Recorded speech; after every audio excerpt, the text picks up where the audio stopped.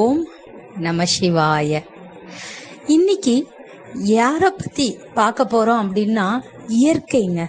இயற்கையை பிடிக்காதவங்க இந்த உலகத்துல யாருமே இருக்க முடியாது.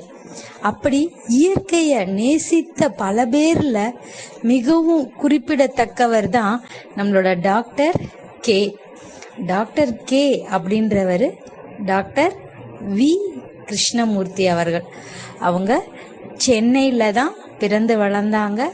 சென்னையில் இருக்கக்கூடிய அந்த கால்நடை மருத்துவக் கல்லூரியில் பட்டம் பெற்று யானை டாக்டர்னும் அவர் புகழ் பெற்றார். அப்படி இயற்கையை ரசித்து அவர் அந்த யானை டாக்டராகவும் மாறி இருக்கக்கூடிய அவர் வாழ்க்கையில் நடந்த சில விஷயங்களை படித்தேன். அதை கண்டிப்பாக உங்ககிட்ட பகிர்ந்துக்கணும்னு விரும்புகிறேன். இது ஒருத்தரை பற்றி சொல்கிறனால போர் அடிக்குமோ அப்படின்னு மட்டும் தயவு செய்து நினைக்க வேண்டாம். ஏன்னா நம்ம வாழ்க்கையில் செலவு பண்ணக்கூடிய நேரங்களில் கண்டிப்பாக இது உங்களுக்கு ஒரு பயனுள்ளதாக தான் இருக்கும்னு நான் ஆணித்தரமாக சொல்கிறேன். அதுக்கு முன்னாடி யானை டாக்டர்னு நம்ம இவரை கொண்டாடுற நம்மளோட டாக்டர் கிருஷ்ணமூர்த்தி அவர்களை பற்றி பேசுறதுக்கு முன்னாடி யானைகளை பத்தி சில விஷயங்கள் படிச்சேன். அத உங்ககிட்ட பகிர்ந்துக்கலான்னு விரும்புறேன். முதல்ல யானைகளை பத்தி தெரிஞ்சுக்குவோம். இயற்கையில தலை சிறந்த படைப்பு அப்படின்னா யானைன்னு சொல்லலான்னு நம்ம நாட்டுல மட்டும் இல்லாம உலகத்துல இருக்கக்கூடிய மிகப்பெரிய கவிஞர்கள், அறிவாளிகள்லாம் அத சொல்லியிருக்காங்க. அப்படி பார்க்க பார்க்க நமக்கு அழுத்தே போகாத ஒரு ஜீவன்னா யானை தான். ஏன்னா இந்த உலகத்துல இயற்கையை ரசிக்காதவங்க, இயற்கையை பார்த்து ஆச்சரியப்படாதவங்க யாருமே இருக்க முடியாது. அப்படியாப்பட்ட இயற்கையில 3 விஷயங்கள்லங்க, அந்த 3 விஷயத்த பார்த்து மயங்காதவங்க யாருமே இருக்க முடியாதான். அப்படி என்னென்னா நிலா, கடல், யானை. யானை இருந்தாலும் 1000 பொன், இறந்தாலும் 1000 பொண்ணுன்னு கேள்விப்பட்டிருப்போம். அப்படியாப்பட்ட யானைகளோட வாழ்க்கையில என்னெல்லாம் நமக்கு ஆச்சரியத்தை கொடுக்கக்கூடிய அந்த இயற்கை அதற்கு இயற்கையாவே கொடுத்திருக்குன்றத இப்ப நம்ம கேட்கலாம். தரையில வாழக்கூடிய விலங்குகள்ல யானையோட மூளை மிகவும் பெரியது. மனிதர்களுக்கு அடுத்தபடியா அறிவுல சிறந்தவையா இருக்கக்கூடியது யானைகள். அது மட்டும் இல்லாம நம்ம எப்படி கருவிகளை பயன்படுத்துறோமோ, வெப்பன்ஸோ டூல்ஸோ, அதுதான் கருவிகள், அதை பயன்படுத்துறோமோ அதே மாதிரி யானையும் கற்றுக்கொள்ளுமா. அது மட்டும் இல்லாம யானை பொதுவாவே ரொம்ப இரக்க குணம், இரக்க உணர்ச்சி கொண்டது. அது மட்டும் இல்லாம யானைகளுக்கு மிக சிறந்த கேட்கும் திறனும் மோப்பத்திறனும் இருக்கிறதா. யானையோட கண்ணு சற்று கிட்ட பார்வை கொண்டது. அதனால ஒரு யானை தன்னோட பார்வையை விட கூர்மையான கேட்கக்கூடிய சக்தியவும் நுட்பமான மோப்பத்திறனையும் தான் நம்பி வாழ்கிறது. இதனோட தும்பிக்கையும் உணர்திறன் மிக்கதான். அதுக்கும் அந்த உணர்ற சக்தி இருக்கு. அதனால இதனோட காதுகள் மட்டும் இல்லாம தும்பிக்கையும் அதற்கிட்ட வர்ற அந்த அதிர்வுகளை உணரக்கூடியது. நம்ம யானையோட பாதங்கள் பார்த்தோம்னா மிக குறைந்த, அதாவது ரொம்ப மைன்யூட்டான அதிர்வெண் கொண்ட ஒளி, அதாவது மைன்யூட் சவுண்டு, அந்த வைப்ரேஷன் கூட, அதிர்வெண் கூட அதனால உணரக்கூடியதான். யானைகள் தன்னுணர்வு கொண்டவேன்றாங்க. அது எப்படின்னா, இத கண்ணாடி சோதனை மூலம் அத நிரூபிச்சிருக்காங்க. அது எப்படின்னா, யானைகளோட முன்னாடி ஒரு கண்ணாடியை வைக்கும் போது அந்த யானை தங்களை அடையாளம் கண்டு கொள்ளுமா. இந்த திறன் பாத்தீங்க அப்படின்னா இதுவரை மதிமாக்கள், அதே மாதிரி சில குரங்கு வகைகள், குரங்கு இனங்கள், அப்புறம் டால்பின்கள், இதுக்கு மட்டும்தான் இருக்கு இந்த திறன்னு இதுக்கு முன்னாடி கண்டறியப்பட்டது. ஆனா யானைகளும் அந்த திறனை கொண்டுள்ளது. அது மட்டும் இல்லாம யானைகள் யாராவது ஒருத்தர் சுட்டி காட்டினாங்கன்னா அது என்னன்னு புரிஞ்சுக்குமா. அந்த ஆற்றலையும் உடையதுதான் நம்மளோட யானை. யானைக்கு இயற்கை அவ்வளவு பொக்கிஷத்தையும் அவ்வளவு சிறப்புகளையும் கொடுத்திருக்குங்க. யானைகளோட தந்தம் ஒரு முறை உடைந்துட்டா திருப்பி வளராதான். இந்த யானைகள் எப்பவுமே கூட்டமா தான் இருக்குமா. அந்த காட்டு விலங்குகள், அதாவது யானைகள் எப்ப காட்டு விலங்குகளா இருக்குதோ அப்ப எப்பவுமே கூட்டமா தான் இருக்கும். அவங்க, அதாவது யானைகள் மிகவும் புத்திசாலி. அது மட்டும் இல்லாம சமூக விலங்குகள். அந்த யானைகள் ஒரு போதுமே தங்கள் மந்தைகள் அந்த கூட்டமா இருக்கிறத விட்டுட்டு வெளியேற மாட்டாங்களாம். அது மட்டும் இல்லாம ஏதாவது ஒரு யானை காணாம போயிடுச்சுன்னா அந்த காணாம போன நண்பரை கண்டுபிடிக்க அந்த கூட்டமே மொத்தமா இறங்கி அவங்களோட முழு முயற்சியவும் செய்து கண்டுபிடிப்பாங்களாம். இன்னொரு என்ன முக்கியமான விஷயம்னா, மனிதர்களுக்கு மிகவும் விசுவாசமான மற்றும் நட்பு விலங்குகளாக இந்த யானைகள் கருதப்படுது. இப்ப நம்ம பாக்குறது யானைக்கும் பாகனுக்கும் உள்ள பந்தத்தை பத்தி. யானை உருவத்துல எவ்வளவு பெரியதா இருக்கிறது, பாகன் எவ்வளவு சிறிய ஆள். யானையோட ஒரு கால் அளவு கூட இல்ல அந்த பாகன். பாகன் கையில இருக்கக்கூடிய அந்த அங்குசத்துக்கு, அங்குசம்னா யானைய கட்டுப்படுத்துறதுக்கு பாகன் கையில இருக்கக்கூடிய ஒரு கருவி, ஒரு வெப்பன். அதுக்கு போய் பயந்து பாகன் சொல்வதெல்லாம் செய்யுதே இந்த யானை. பாகன் உண்மையிலேயே சிறந்த கெட்டிக்காரன் தான். பாவம் இந்த யானை தான் எவ்வளவு முட்டாளா இருக்குது. யானை நினைத்தால் ஒரு நொடியில அந்த பாகனை மிதித்து விட்டு தப்பிச்சு போயிடலாம். ஒரு யானை நினைத்தா அந்த பாகனை ஒரு நொடியில மிதிச்சிட்டு தப்பிச்சிடலாம் அப்படின்னு நம்ம எல்லாருமே நினைச்சிருப்போம், பேசியிருப்போம். ஆனா இத பத்தி ஒரு பாகன் சொல்றாருங்க. என்ன சொல்றாருன்னா, நாங்க சொல்றதெல்லாம் அந்த யானை அன்பினாலதான் செய்கிறதே தவிர அது எங்களுக்கு பயந்து செய்யல, எங்க மேல இருக்க பிரியத்துலதான் செய்யுது.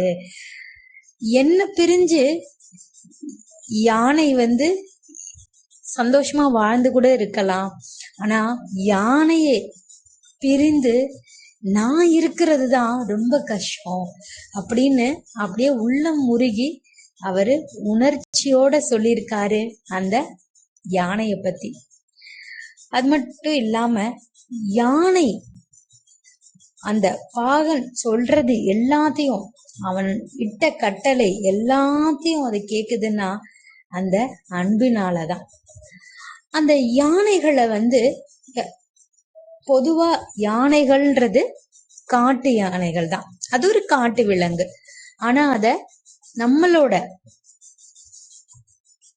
வாழ்க்கை முறையில அந்த யானைகளை வாழ வைப்பதற்கு காரணம் யாருன்னு பாத்தீங்கன்னா நம்ம தான். நம்ம வாழ்க்கை முறைய அதுக்கு பழக்கி விடுறோம், அந்த பண்புகளை மாற்றிட்டோம். அப்ப அதுங்களுக்கு நம்மளோட பிராணிகளா, வீட்டு பிராணிகளா நம்மள அந்த யானைகளை வளர்க்கிறதுக்கு பயிற்சி கொடுக்கறோம். அப்புறம் நம்மளே சொல்றோம் என்னன்னா, யானைகள் ஏற்படுத்திய விளைவை பத்தி பயங்கரமா பேசுறோம். வாழைத்தோட்டத்தை சூறையாடிய யானை கூட்டம், ஊருக்குள் புகுந்த அராஜகம் அப்படின்னு சொல்லி யானைகளை பத்தி நம்ம செய்திகளை பரப்புறோம், கேட்கிறோம் இல்லையா? அப்படி யானையை இழிவுபடுத்துறோம். ஆனா அது காட்டுல அது வேலையதானே செஞ்சிட்டு இருந்தது. நம்ம தானே நம்ம வீட்டுக்காகவும் கோயில்லையும் நம்ம வளர்ப்பு பிராணியா மாத்துறதுக்காக நம்ம செய்த அந்த பயிற்சிகள்னால கூட அதுங்க அப்படி மாறி இருக்கலாம் இல்லையா? காடுகள் எல்லாம் அழிச்சு வீடு ஆக்கிட்டோம். அப்ப அது வீட்டுக்கு எங்க போகும்? அதுவும் ஒரு காரணம் தானே. அதனால இப்படி அந்த யானைகளை அவதூறு செய்யறது கூட நம்மளோட புரிதல் இல்லையோ அப்படின்னு கூட தோணுதுங்க. இப்படி அந்த யானைய நமக்கு அடிமையா வைக்கிறதுக்கு பழக்கி விட்டுட்டு இப்படி யானைய முட்டாள்னு சொல்றது நியாயமா? பேரழிவுகள் எத்தனையோ நடக்குது, இயற்கை பேரழிவுகள். அதை தாண்டி உயிர் வாழக்கூடிய ஒவ்வொரு ஜீவனுமே வரலாற்றுல வெற்றி பெற்ற உயிரினம் தாங்க. அது மட்டும் இல்லாம யானை நம்ம இயற்கைக்கு எவ்வளவு பெரிய பங்கு தருது தெரியுமாங்க? அதை கேட்டா நம்ம அசந்து போயிருவோம். என்னன்னா, யானையோட செரிமானம், அதாவது சாப்பிடக்கூடிய அந்த சாப்பாடுல 40% தான், 40% தான் செரிமானம் ஆகுமா, டைஜஸ்ட் ஆகுமா. அதனால அது சாப்பிட்ட அந்த உணவுல செரிக்கப்படாத விதைகளை தன் கழிவுகள் மூலமா போகிற இடம்லாம், அது செல்ற இடமெல்லாம் பரப்பிக்கொண்டே செல்கிறது. காட்டுல அவ்வளவு மரம் இருக்கு இல்லையா? எல்லா மரத்தையும் நம்மவா போய் நட்டோம்? அது இயற்கையா வளர்ந்தா மட்டும்தான் அவ்வளவு ஆரோக்கியமா இருக்கும், அவ்வளவு செழுமையா இருக்கும். செழித்து இருக்கக்கூடிய காடு மனிதர்களாக உருவாக்கப்படவே முடியாது. அப்படி இயற்கையால உருவாக்கப்படுற அந்த காட்டுல இந்த யானையோட பங்கு தான் பெரும் பங்கு. தான் பூர இடெல்லாம் அந்த விதைகளை போட்டுட்டே போகுமா. அது மட்டும் இல்லாம இந்த மாதிரி விதைகளை போடுறதுனால பல புதிய செடிகளும் மரங்களும் உருவாக காரணமாகிறதே நம்ம இந்த யானை தான். யானையோட சாணம் பல பூச்சிகளுக்கும் பறவைகளுக்கும் உணவாகிறது. சில வண்டுகள் இந்த சாணத்தை சேமிப்பதனால பல புழுக்களே உயிர் வாழ ஆதாரமாக இருக்குது. அதனால யானை மூலம் ஒரு மிகப்பெரிய உணவு சங்கிலியே நடைபெறுது.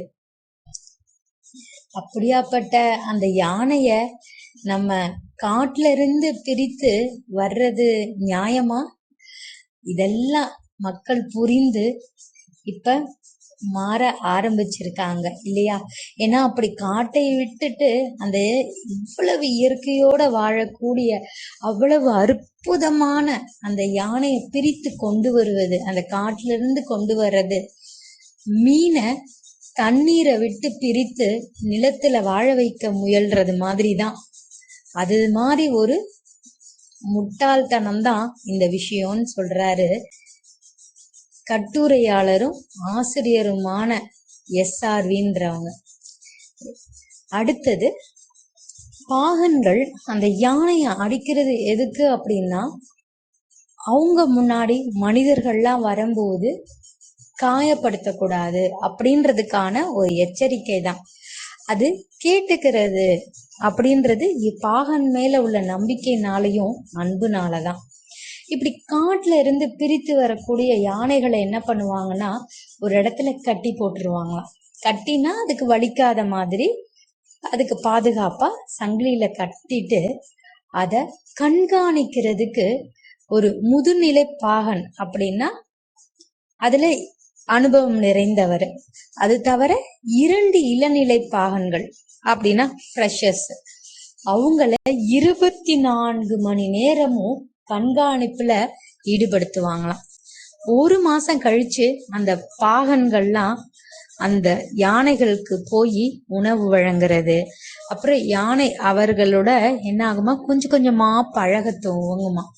இப்படிதான் நாளுக்கு நாள் பழக்கம் அதிகரிச்சு பாகன்களோட நெருங்கி பழகி அவங்க மேல இருந்த அன்புனால அந்த பாகன்கள் கட்டளைக்கு கட்டுப்படவும் துவங்குமா யானை. அதுக்கப்புறம் தான் அந்த யானைகளை ஒரு வீட்டு பிராணியாவோ கோயில்லையோ இல்ல கும்கியாவோ மாத்துறதுக்கு பயிற்சி கொடுப்பாங்களாம்.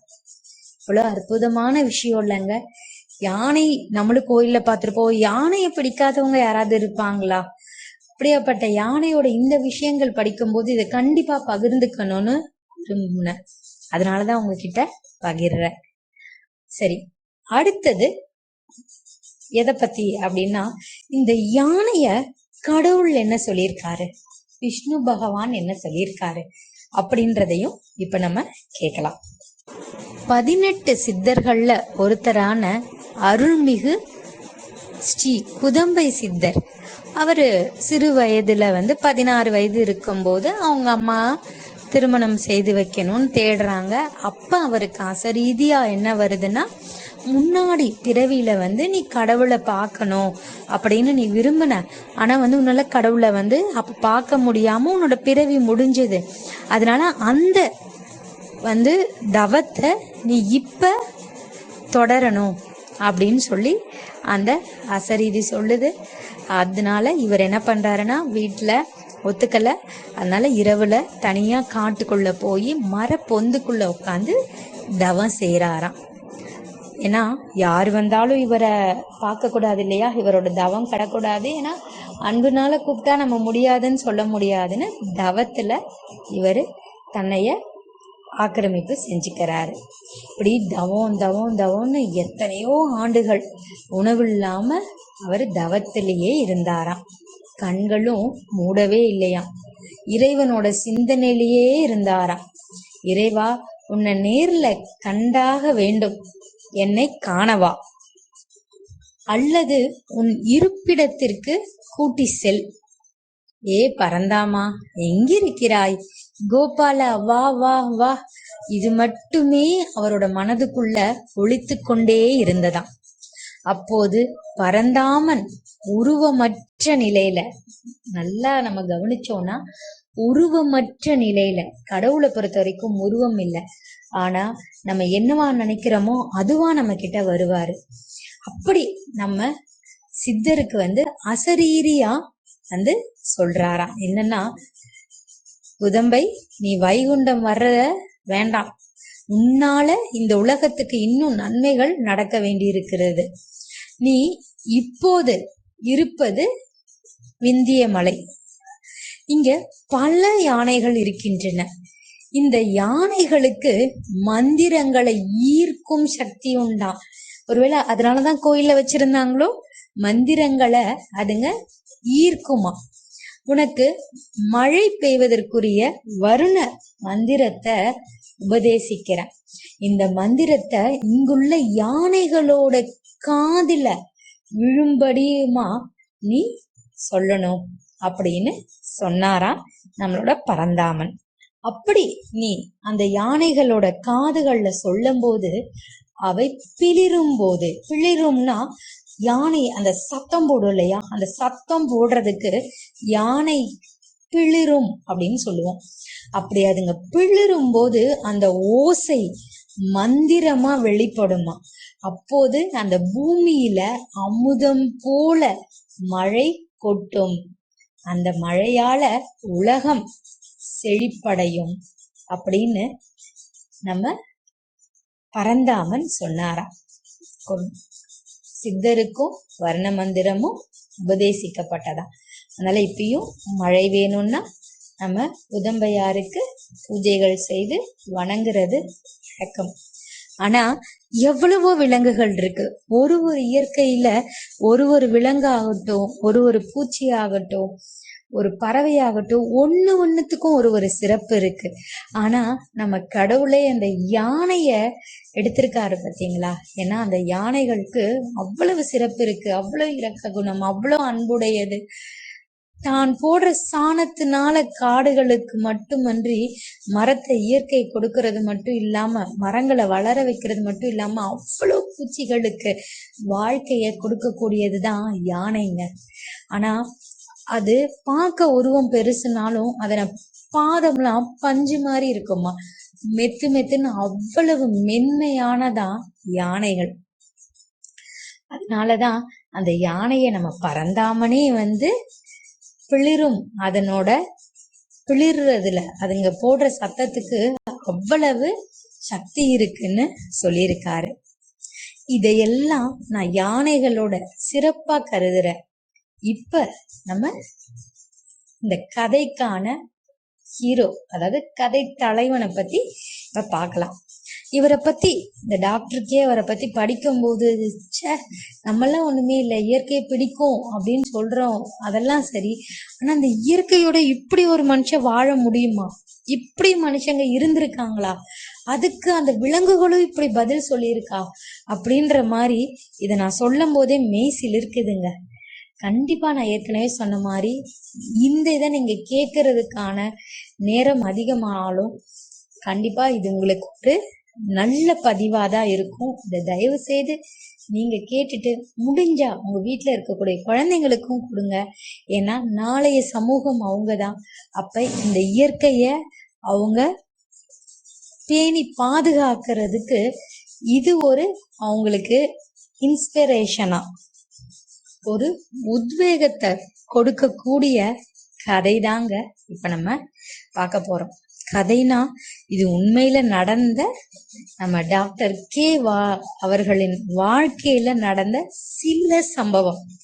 ஒரு பானை சோத்துக்கு ஒரு சோறு பதம் மாதிரி இவரோட வாழ்க்கையில நடந்த சில துளிகளை இப்ப நம்ம பார்க்கலாம். இந்த அரிய பொக்கிஷத்தை நமக்கு கொடுத்தது யானை டாக்டர் அப்படின்ற சிறுகதையில இருந்து தாங்க எடுத்திருக்கு. இந்த சிறுகதையை எழுதினவரு நம்மளோட ஜெயமோகன் எழுத்தாளர். அவங்க அறம்ன்ற பதிவுல யானை டாக்டர் அப்படின்ற பதிவை கொடுத்திருக்காங்க. அதுல நான் படிச்சதுல என் மனச தொட்டது கண்டிப்பா எல்லாமே நல்லா இருந்தது. ஆனா சில இதெல்லாம் உங்ககிட்ட கண்டிப்பா சொல்லியே ஆகணும் அப்படின்ற சில விஷயங்களை இப்ப நான் உங்களுக்கு சொல்றேங்க. தயவுசெய்து பொறுமையோட கேளுங்க.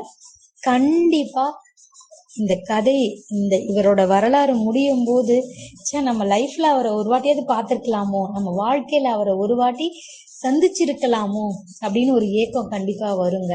ஏன்னா எனக்கு வந்தது. அதனால வாங்க அவரோட வாழ்க்கையில சில துளிகளை நம்மளும் சேர்ந்து வாழ்வோமே. டாக்டர் கே அவர்கள் பத்தி வாழ்க்கையில இந்த விஷயங்களை தெரிஞ்சுக்கிறதுக்கு முக்கியமான காரணம், முதல் காரணம் யாருன்னா அவர் கூட இருந்த வன அதிகாரி தான். அதனால அவரு சொல்றத இப்ப அப்படியே நம்மளும் கேட்கலாம். காலையில 6 மணிக்கு தொலைபேசி அடிச்ச உடனே எரிச்சல் அடையாம எடுக்க என்னால முடியறதே இல்லை. நான் இரவு தூங்குவதற்கு எப்பவுமே நேரம் ஆயிடும். ஏப்ரல் மே தவிர மற்ற மாதமெல்லாம் மழையும் சாரலும் குளிருமா இருக்கக்கூடிய இந்த காட்டுல பெரும்பாலானவங்க 8 மணிக்கே தூங்கிடுறாங்க. எல்லாரும்னா வன அதிகாரிகள் கூட தூங்கிடுறாங்க. ஆகவே நான் ஒரு 9 மணிக்கு மேல நினைத்த நேரத்துல என்னோட ஜீப்பை எடுத்துக்கிட்டு ஏதாவது ஒரு வனக்காவலர் முகாமுக்கு போய் 4-5 காவலர்களை ஏற்றி கொண்டு காட்டுக்குள்ள ஒரு சுற்றி வருவேன். என்னோட பணிகள்ல நான் முக்கியமா நினைக்கிறது இதுதான். பகல் முழுக்க அர்த்தமற்ற தாழ் வேலைகள், அதாவது பேப்பர் ஒர்க்கை அளிக்கும் அந்த சலிப்புல இருந்து விடுபட்டு என்னைய ஒரு வனத்துறை அதிகாரியா உணர்வது அப்போது மட்டும்தான் அப்படின்னு சொல்லிட்டு இருக்கும் போதே திருப்பி இந்த போன் மணி அடிச்சுக்கிட்டே இருக்கு தொலைபேசியில. அப்பதான் இவருக்கு திடீர்னு ஞாபகம் வருது, ஆஹா நம்ம இந்த விஷயத்த மறந்துட்டோமே அப்படின்னு சொல்லிட்டு வேகமா போய் அத அழைப்பு முறைய எடுக்கிறாரு. எதிரில் உள்ளது ஆனந்த் அப்படின்ற அவரோட நண்பர். அப்ப அவர் சொல்றாரு, நேத்து நான் கல்ச்சுரல் மினிஸ்டரை பார்த்துட்டேன், அவர்கிட்ட போன் பண்ணி பேசியாச்சு. அவர் என்ன சொன்னாருன்னா, அவரை நேர்ல பார்க்க முடியுமா, யார, நம்ம டாக்டர் கேவ அப்படின்னு கேட்டிருக்காங்க. அப்படின்னா உனக்கு புரியும் தானே, ஏன்னா அவங்க அவரை ஸ்பெஷலா கேக்குறாங்க அப்படின்னா அவார்டு தரதுக்காக தான் இருக்கும், அதனால கண்டிப்பா அவருக்கு அவார்டு கிடைக்கும் அப்படின்னு சொல்லி அவர் சொல்றாரு. உடனே இவருக்கு அவ்வளவு சந்தோஷம், அவர் அப்படியே பறக்க ஆரம்பிச்சிட்டாரு. நீ ரொம்ப நல்ல விஷயம் பண்ணிருக்க, ஏன்னா அவ்வளவு நல்ல மனிதர் அவருக்கு கண்டிப்பா இந்த அங்கீகாரம் கிடைச்சே ஆகணும் அப்படின்னு சொல்லிட்டு, you did the great job, ரொம்ப நல்ல வேலை செஞ்சிருக்க அப்படின்னு சொல்லி தன்னோட நண்பரை பாராட்டுறாரு. சரிதான்டா, இதுதான் நம்ம கடமை, இதுக்குதான் சம்பளமே கொடுக்கறாங்க, ஆனா செய்யறதெல்லாம் சம்பந்தமே இல்லாத எடுபடி வேலைங்க. எப்பவாதுதான் படிச்சதுக்கு பொருத்தமா எதையோ செய்யறோமேன்னு தோணுது. அதுக்கு எனக்கு ஒரு வாய்ப்பு கொடுத்ததுக்கு நான் தான் உனக்கு நன்றி சொல்லணும், ரொம்ப நிறைவா இருக்கு இப்படி ஒரு மனிதரை நான் பரிந்துரை பண்ணதுக்கு அப்படின்னு அவர் குரலே தழுதழுக்க ஆரம்பிச்சதாம். இப்படி 2 பேரும் பேசிட்டு போனை வைக்கிறாங்க. உடனே அவரு பல் துளக்கிட்டு யோசிக்கிறாரு. ஏன்னா அவர் மாலை நேரத்துல போய் தான் டாக்டர் கே அவரை பாப்பாரு. ஆனா அது வரைக்கும் அவரால் பொறுக்க முடியல. அவரை போய் நம்ம எப்படியாவது பார்த்தே ஆகணும், அவர் கூட நம்ம நேரம் செலவழிக்கணும். அப்ப நம்மளோட டிரான்சிஸ்டர், அதாவது கையில ரேடியோவும் கொண்டு போகும்போது அப்ப அவர் பேரை சொல்லுவாங்க இல்லையா, அவார்டு இருக்கு, அவருக்கான விருது கொடுக்கப்படுதுன்னு. அப்ப அவரோட எண்ணங்களையும் அந்த முக பாவனையும் நம்ம பார்க்கணும், அவரோட உணர்வை நம்ம பார்க்கணும். அப்படி எப்படி அவருக்கு அதுக்கு ரியாக்ட் பண்றாரு அப்படின்றத பார்க்கணும் அப்படின்னு சொல்லி அவரு ஆர்வமாயிட்டு கிளம்புறாரு. கிளம்பும் போதே அவர்கிட்ட எப்படி பேச்ச ஆரம்பிக்கலாம், நம்ம என்ன பேசினாலும் சரி அவரு சிரிச்சிட்டு அவரு சொல்றது ஒன்னே ஒண்ணுதான், நம்மள பார்க்க கூட மாட்டாரு, நன்றி அப்படின்னு சொல்லிட்டு அவர் போயிடுவாரே தவிர அவர் வேற என்ன பண்ண போறாரு அப்படின்னு சொல்லி அவர் நின்னாராம். அப்படியே நின்னுட்டு டீயை குடிச்சிட்டு கிளம்புறாரு.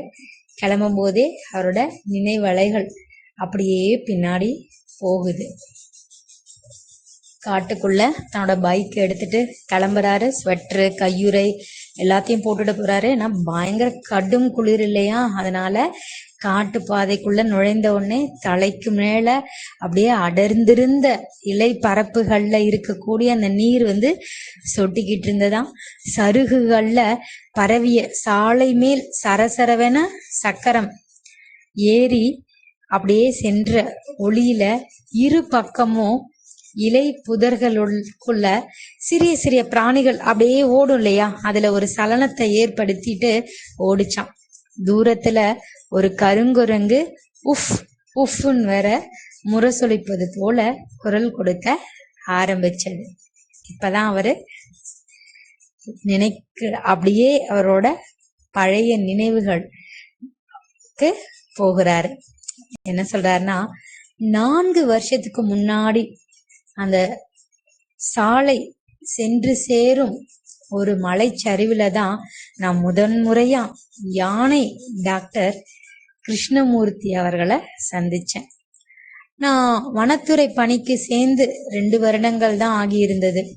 1 வருடம் குன்னூர், 8 மாதம் களக்காடு, 2.5 மாதம் கோவை என வேலை செய்துவிட்டு இந்த டாப் ஸ்லிப்புக்கு வந்தேன். முதல் 4 நாட்கள் அலுவலகத்தை புரிஞ்சு கொள்வதிலேயே நேரம் போச்சு. முதல்ல பெரிய வேலை. ஒரு நாள் காலையில் அந்த வேலையான பெரிய வேலை என்ன நடக்குதுன்னா, ஒரு நாள் காலையில நான் அலுவலகத்துக்கு போறதுக்கு முன்னாடியே மாரிமுத்து அவருக்கு கீழே வேலை செய்யறவர் சொல்றாரு, கதவை தட்டி, ஐயா உங்களுக்கு ஒண்ணு தெரியுமா, மலைச்சரிவுல ஒரு யானையோட சடலம் கிடைச்சிருக்கு, அதனால காற்றுக்குள்ள எல்லா வன ஊழியர்களும் போயிட்டாங்க, நம்மளோட மேலதிகாரிகளும் உதவியாளர்கள் எல்லாம் போயிட்டாங்க, நீங்களும் வாங்க அப்படின்னோடனே இவர் அப்படியே குளிச்சு முடிச்சுட்டு அந்த விஷயத்தோட முக்கியத்துவமே புரியாம அப்படியே போற வழியில குதிரைகள், அங்க என்னென்ன விலங்குகள்லாம் இருந்ததோ அதெல்லாம் பார்த்துட்டு கொஞ்ச நேரம் வேடிக்கையை பார்த்துட்டு அப்படியே போனாராம். போய் இறங்கினோடனே மாரிமுத்துட்ட கேட்டார், யார் யா வந்திருக்கிறது அப்படின்னு கேட்டாராம். இங்கிட்டு கெஸ்ட் ஹவுஸ்ல தான் இருக்கிறாங்க, அவரு அந்த மேலதிகாரி அவர் வந்திருக்காரு, அப்புறம் யானை டாக்டருக்கு வந்திருக்காருங்க அப்படின்னு. உடனே இவர் நினைச்சிட்டாரு யானை டாக்டர்னா ஓ யானைக்கு மருத்துவம் பாக்குறவர் அவ்வளவுதானே, அது முகாம்ல இருந்து வந்திருப்பாங்க அப்படின்னு நினைச்சிட்டு அப்படியே அவரை சரியா கூட கவனிக்காம அவர் வாட்டில அப்படியே நின்னாராம். அப்படியே வண்டி கிட்ட இருந்து கொஞ்சம் அந்த இடத்துக்கிட்ட என்னதான் செய்யறாங்கன்னு பாக்கலான்னு கிட்ட போனா போகும்போதே குடலை புடுங்கிட்டு அப்படி ஒரு துர்நாற்றமா. அத பார்த்து என்னடான்னு உள்ள எட்டி பார்த்தா ஒரு பெரிய ஒரு படகையே கவிழ்த்தின மாதிரி இருந்ததான் அந்த யானையோட தோல். அந்த யானையோட தோல் எப்ப இறந்ததோ அந்த அழுகுன நாற்றமும் அதுல இருக்கக்கூடிய அந்த புழுவையும் பார்த்துட்டு அப்படியே அவருக்கு ஒரே வாந்தியே எடுக்க ஆரம்பிச்சிட்டாரு. தலை சுத்திருச்சு. அந்த பார்த்த நிகழ்வுல இருந்து அவரால் வெளியில வர முடியல. அப்படியே மயங்கி போய் கார்ல உட்காந்துட்டாராம். உட்கார்ந்தவனே அங்க உள்ளவங்க எல்லாம் அவரை கொண்டு போய் ரூம்ல விட்டுட்டு ரெஸ்ட் எடுக்க விடுங்க அப்படின்னு சொல்லிட்டு அவரு வந்து அனுப்புறாங்க. அப்ப அவர் பாக்குறாரு. பார்த்தா தூரத்துல ஒருத்தர் அப்படியே வந்து கையும் காலும் எல்லாம் கரிய சேரான். அதுக்கப்புறம் ஏன்னா அந்த அகல சேற்று பரப்புக்குள்ள கம்பூட்டு அணிந்து ஒரு தொப்பியை வைத்து கொண்டு ஒரு வயதான மனிதர் பெரிய கத்தியோட நின்றுட்டு இருந்தாராம். ஏன்னா யானை சடலம் இல்லையா, அத போஸ்ட்மார்ட்டம் பண்றாங்க. அதனால அவர் அந்த உடையில நின்றுட்டு இருக்காரு. அதை பார்த்துட்டு அப்படியே அவரு போறாரு. அரை மயக்கத்திலேயே அவருக்கு அந்த நினைவுல இருந்து வெளியில வர முடியல. வீட்டுக்கு போறாரு. வீட்டுக்கு போயிட்டு அவருக்கு எதை பார்த்தாலும் அந்த புழு நெளிகிற மாதிரியும் அந்த நாத்தமும் அவருக்கு வந்து ஒண்ணுமே புரியல. சாப்பாடு எடுத்து சாப்பிடலான்னு பார்த்தா ரெண்டாவது வாயே சாதமே அப்படி இருக்க மாதிரி ஆயிடுச்சு. அவருக்கு அப்படியே அவங்க வாந்தி எடுத்துட்டு எப்பா நம்ம அம்மா வீட்டு போய் அம்மா மடியில போய் படுத்துக்கணுன்ற அளவுக்கு அவருக்கு எண்ணம் வந்து வர ஆரம்பிச்சது. அடுத்த நாள் அப்படியே அவருக்கு முடியல, அப்படியே படுத்துறாரு. மறுநாள் ஆபீஸ் போறாரு அந்த வனத்துறை அதிகாரி. போயிட்டு சரி யானை டாக்டரை பத்தி நம்ம விசாரிச்சு தெரிஞ்சுக்கணும்னு ஒருத்தர்கிட்டையும் அவரை பத்தி கேட்கும் போது ஒரு கதையை சொல்றாங்க. அப்ப என்ன சொல்றாங்கன்னா, மிருக டாக்டராக 35 வருஷமா அவரு இங்க இருக்காருங்க. 35 வருஷத்துக்கு முன்னாடிதான் இங்க வந்தாரு.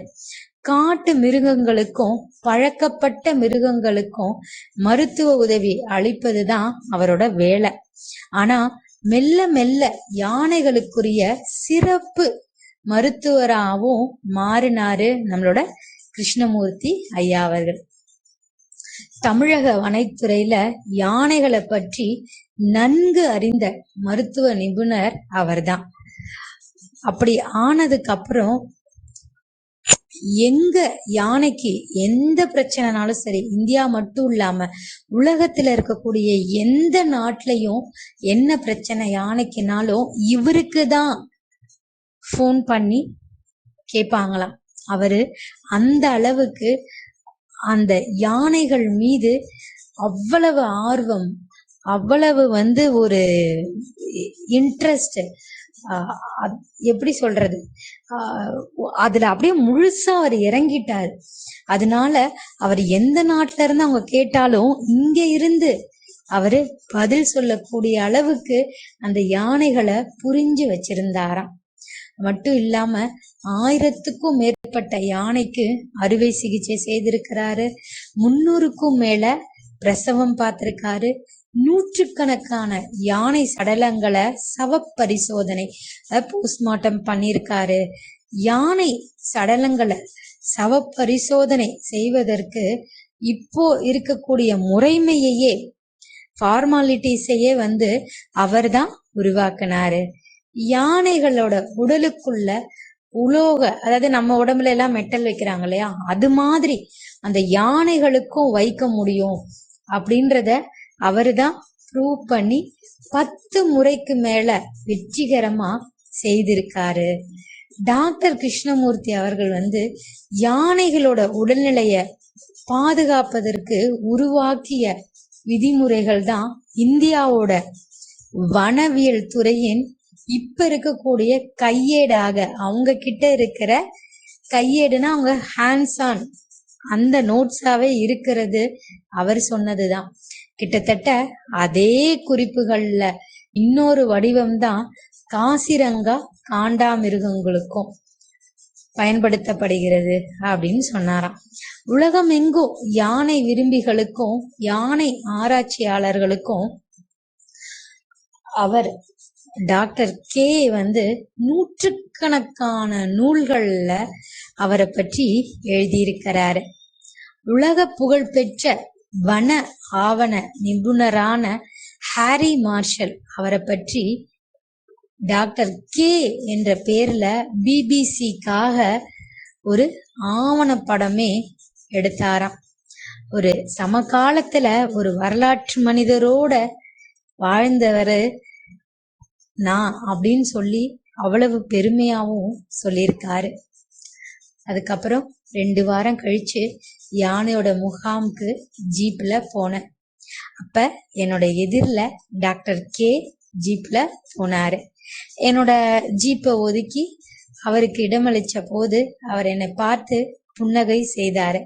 மாரிமுத்துக்கிட்ட, என்ன மாறி ரொம்ப நாளா காணமே அப்படின்னு கேட்டாராம். கேட்டவனே, வரையா அப்படின்னு சொல்றாரு மாரிமுத்து. வர்றச்ச கொஞ்சம் இஞ்சி இருக்குன்னா கொண்டு வா. மீண்டும் என்னை நோக்கி சிரித்து விட்டு சென்றாரு. மீசை இல்லாத அந்த நீளவாட்டு முகமும் முன் நெற்றியும் வழுக்கையும் ஒன்றாக இணைந்திருக்க, இரு பக்கமும் அடர்த்தியான நரை முடிக்கற்றைகளும் எடுப்பான மூக்கு அப்படின்னு வர்ணிக்கிறாரு அந்த வன அதிகாரி. அப்படி உற்சாகமான சிறுவனோட கண்கள் மாதிரி இருந்ததா அவரோட கண்கள். இப்படி வர்ணிச்சுட்டு அவரை பத்தியே நினைக்க ஆரம்பிச்சிட்டாராம். அவர் போனதுக்கு அப்புறம் தான் இவருக்கு புரியுது, அடடா அவரு நமக்கு வணக்கம் சொன்னாரு, ஒரு புன்னகை செய்தாரு, அதுக்கு பதில் நம்ம திரும்பி நமக்கு புன்னகை கூட நம்ம செய்யல, அவருக்கு ஒரு வணக்கம் கூட சொல்லலையே அப்படின்னு நாக்க கடிச்சுக்கிட்டு, நான் என்ன மாதிரி இருந்துட்டேன், ஐயோ ஏன் நான் அப்படி இருந்தேன், அவரை திருப்பி நம்ம பார்த்து அவர்கிட்ட நம்மளோட அன்பை கண்டிப்பா சொல்லணும் அப்படின்னு சொல்லி அவரை சந்திக்கணும்னு மனசார நினைச்சேன் அப்படின்றாரு அந்த வனத்துறை அதிகாரி. அப்படியே மேலும் 10 நாள் போனதாங்க. இப்படி ஒரு நாள் 10 நாளுக்கு அப்புறம் என்ன ஆகுதுன்னா, காட்டுக்குள்ள போறாரு. காட்டுக்குள்ள போகும்போது அங்க இருக்கக்கூடிய அந்த மரங்களை பார்த்து ரசிச்சுட்டே இருக்கும்போது ஒரு பெரிய பறவை அங்க இருக்கிற அந்த மரத்தோட உச்சியில போய் இருந்ததாம். அதை பார்த்தவொடனே இவர் கண்டுபிடிச்சிடாத ஒரு ஆண் பறவைன்னு. அப்ப கீழே கண்டிப்பா ஒரு பெண் பறவை இருக்கும். ஏன்னா அது ரொம்ப அபூர்வமான பறவையா, அதனால கண்டிப்பா இன்னொரு பெண் பறவை இங்க இருக்கும்னு பார்த்துட்டு அப்படியே எட்டி பாக்குறாரு. திடீர்னு காலில் ரொம்ப அரிக்க ஆரம்பிச்சிருது. அப்பதான் தெரியுது அங்க இருக்கக்கூடிய ஏதோ ஒரு செடியை இவர் மிதிச்சிடுறாரு. அதனால கால்கள்ல பட்டுட்டனால பயங்கரமா அரிக்குது. அரிச்சோடனே போயிட்டு அவருக்கு கீழே வேலை பார்க்குற அந்த மாரிக்கிட்ட போய் சொல்றாரு, ஐயா நீங்க வாங்க, முதல்ல நம்ம போய் நம்மளோட யானை டாக்டரை போய் பார்த்துடலாம் டாக்டர் கே அப்படின்னு. உடனே அவர், என்னப்பா அவர் மனுஷர் டாக்டரே இல்லையே, நீ அவர்கிட்ட போகலான்னா, நீங்க வேறங்க, இங்க இருக்கக்கூடிய ஊர்ல உள்ள எல்லாருமே அவர்கிட்ட தான் பார்ப்போம். அவர் அவ்வளோ பெரிய யானைக்கே பார்த்து சரி பண்றாரு, நம்மெல்லாம் ஏமாத்துறவங்க, அதனால அவருக்கு எல்லாமே தெரியும். அவர் வேணுன்ற அதுல இருக்கக்கூடிய அந்த டோஸை கம்மி பண்ணி கொடுப்பாரு. சில சமயம் நமக்கு தண்ணியை மட்டும் கொடுத்துட்டு சுக்கு மிளகுன்னு இப்படி இயற்கையாவும் கொடுத்து நம்ம உடம்ப சரி பண்ணிடுவாரு. அதனால அவர்கிட்ட போனோம்னா எல்லாமே சரியாயிரும்னு சொல்லிட்டு போறாரு. அப்படியே போகும்போது அங்க நம்ம டாக்டர் கே அவர்களுக்கு கீழே வேலை பார்க்கக்கூடிய ஒருத்தர், அது அரிக்குதாங்க அப்படின்னு சொல்லிட்டு அதுக்கு ஒரு மருந்து சொல்லி, இதை போடுங்கங்க, 1 மணி நேரத்துல குறைஞ்சிரும் அப்படின்னு சொல்லி அதை செய்துட்டே இருக்காரு. கொஞ்சம் கொஞ்சமா குறைய ஆரம்பிக்குது. அப்ப அவரை பார்க்கும்போது அங்க கொஞ்சம் மான்கள் அந்த இடத்துல இருந்ததாம். உடனே அப்ப கேக்குறாங்க, என்னங்க மான்கள் இங்க இருக்கே, என்ன ஆச்சு அப்படின்னு. இல்ல என்னன்னே தெரியல, ஒரு 4-5 நாளுக்கு முன்னாடி இந்த மான்களை கூட்டிட்டு வந்தாரு. இதுல என்னன்னா, இதுங்களுக்கு ஏதோ நோய் தொற்று வந்திருக்க மாதிரி இருக்கு, அதனால இத வந்து பரிசோதனை கொண்டு வந்திருக்காருன்னு சொல்லிட்டே இருக்கும் போதே அப்ப நம்ம டாக்டர் கே வந்துடுறாரு. வந்த உடனே வாங்க டீ குடிக்கலாம் அப்படின்னு சொல்லிட்டு கேக்குறாரு. உடனே இவரும் வந்து அப்பா அப்படியே அவர்கிட்ட கேக்குறாரு, என்னங்க இதுங்களுக்கு என்னன்னா தெரியல, ஏன்னா இங்க கொல்லப்படுற மிருகங்கள்ல 1/3 தான், அதாவது இறக்கக்கூடிய மிருகங்கள்ல 1/3 தான் கொல்லப்படுது, மீதி எல்லாம் நோய்களா என்னன்றது நமக்கு தெரியணும், அதனாலதான் இத வந்து நான் கூட்டிட்டு வந்திருக்கேன் அப்படின்னு சொல்லிட்டு இவர் போய் டீய போட்டு கொடுக்கறாரு. ஆள் இல்லாத அந்த டீ கூட அவ்வளவு ருசியா இருந்தது அப்படின்னு அவர் யோசிக்கும் போதே அவருக்கு அப்படியே இந்த புழுவோட ஞாபகம் வந்துருச்சான். வந்தோடனே நம்ம யானை டாக்டர் முகத்தை பார்த்தே புரிஞ்சுக்கிறாரு. அப்ப கேக்குறாரு, என்னாச்சு, அதை பார்த்தோடனே உங்களுக்கு ஒரே புழு ஞாபகமாவா இருந்ததா அப்படின்னு கேட்டாராம். கேட்டவுடனே அப்பயே இவரே யோசிக்கிறாரு, ஐயோ இவர் இப்பதானே ட்ரீட்மெண்ட் பார்த்துட்டு வந்தாரு, அவனா இவர் காட்டுக்குள்ள வேற போயிடுறாருன்றாங்க. அப்ப இவர் ஏதாவது ட்ரீட்மெண்ட் பார்த்துட்டு வந்தா அதே கையில டீ போட்டாரு, அவருக்கு கை கழுவிப்பாரு, அவருக்கு என்ன பண்ணணும் எப்படி குடிக்கணும் அது படாமன்னு தெரியும், ஆனா நம்ம என்ன பண்றது, நம்ம இப்படி பண்ணிட்டோமேன்னு டபக்குன்னு வாயில ஊத்திக்கிட்டாராம். அப்ப அவரு என்னாச்சு சூடு இல்லையா அப்படின்னோடனே, இல்ல இல்லைங்க எனக்கு சூடாதான் பிடிக்கும்னு சொல்லிட்டு குடிக்கிறாரு. அப்ப நம்ம டாக்டர் கே சொல்றாரு, புழுன்றது என்னது, ஒரு வண்டோ ஒரு பெரிய பூச்சியோ ஏதோ வர்றதுக்கு முன்னாடி இருக்கக்கூடிய முதல் பருவம் தான் அது. இப்ப உங்க வீட்டுல வண்டு இல்லைன்னு நீங்க சொல்ல முடியும், அப்ப அந்த வண்டோட இருக்கீங்க, நீங்க சாப்பிடும் போது ஒரு வண்டு வந்து தெரியாம ஒரு ஓரம் விழுந்துருச்சுன்னா அதை தூக்கி போட்டா அந்த பகுதியை தூக்கி போட்டு சாப்பிடுறீங்க. அப்ப வண்டுவோட முதல் பருவம் அதாவது இளமை பருவம் தான் புழு. அப்படி இருக்கும்போது அந்த புழு வந்து ஒரு குழந்தை மாதிரி, அந்த குழந்தைய பார்த்தா நீங்க வந்து அருவருப்படுறீங்க, இது எந்த விதத்துல நியாயம், பெரிய உருவம்னா பரவாயில்ல, அதோட குழந்தை உருவத்தை போய் இப்படி நினைப்பீங்களா அப்படின்னு சொல்லி அவ்வளவு ஒரு அழகான தத்துவத்தை சொன்ன உடனே நம்ம வன அதிகாரி நினைக்கிறாரு, சே இப்படியும் பேச முடியுமா, இயற்கைய பத்தி இப்படி வந்து ஒரு விளக்கம் கொடுக்க முடியுமா அப்படின்னு அப்படியே அதிர்ந்து போய் அவரை பாக்குறாராம். அது மட்டும் இல்லாம அருவருப்போ கஷ்டமோ எதுனாலும் அதை நுட்சி கவனிங்க, அதை உற்று கவனிங்க. ஏன்னா வழின்றது என்னன்னா நம்ம வாழ்ற அந்த வாழ்க்கையில ஒரு சில மாற்றத்தோட நடக்கக்கூடியது, அது கொஞ்ச நேரத்துல சரியாயிரும். அப்ப அந்த வலியவோ அருவருப்பையோ நீங்க உத்து கவனிச்சு அதனால என்ன நடக்குது உடல்லன்னு பார்த்தாலே நமக்கான பிரச்சனைகள்லாம் தீந்துரும் அப்படின்னு சொல்லி அவர் சொன்னதை கேட்டு இவர் அப்படியே அவரை பிரமிச்சு பார்த்துக்கிட்டே இருந்தாராம் நம்ம வன அதிகாரி. அப்ப அவர் சொல்றாரு, நம்ம டாக்டர் கே வந்து எப்பயுமே பூச்சிகளோட மனிதன் வந்து மோதக்கூடாது. மனிதன் செய்யக்கூடிய பெரிய தவறு என்னன்னா பூச்சிகளை அவன் தனித்தனியா பார்த்து தன்னோட ஒப்பிட்டு கொள்றான் இப்படின்னு அவரு பேசிக்கிட்டே இருந்தாராம். ஒரு வெண்புழுவை கையில எடுத்துக்கொள்வேன், அது நெளிந்து நெளிந்து மென்மையாக மேலேறும் போது கையில ஒரு கை குழந்தைய எடுத்துக்கொள்ளக்கூடிய ஒரு உணர்வு எனக்கு வரும், ஒரு மன எழுச்சி உருவாகும் அப்படின்னு சொல்லி அவர் சொல்றாரு.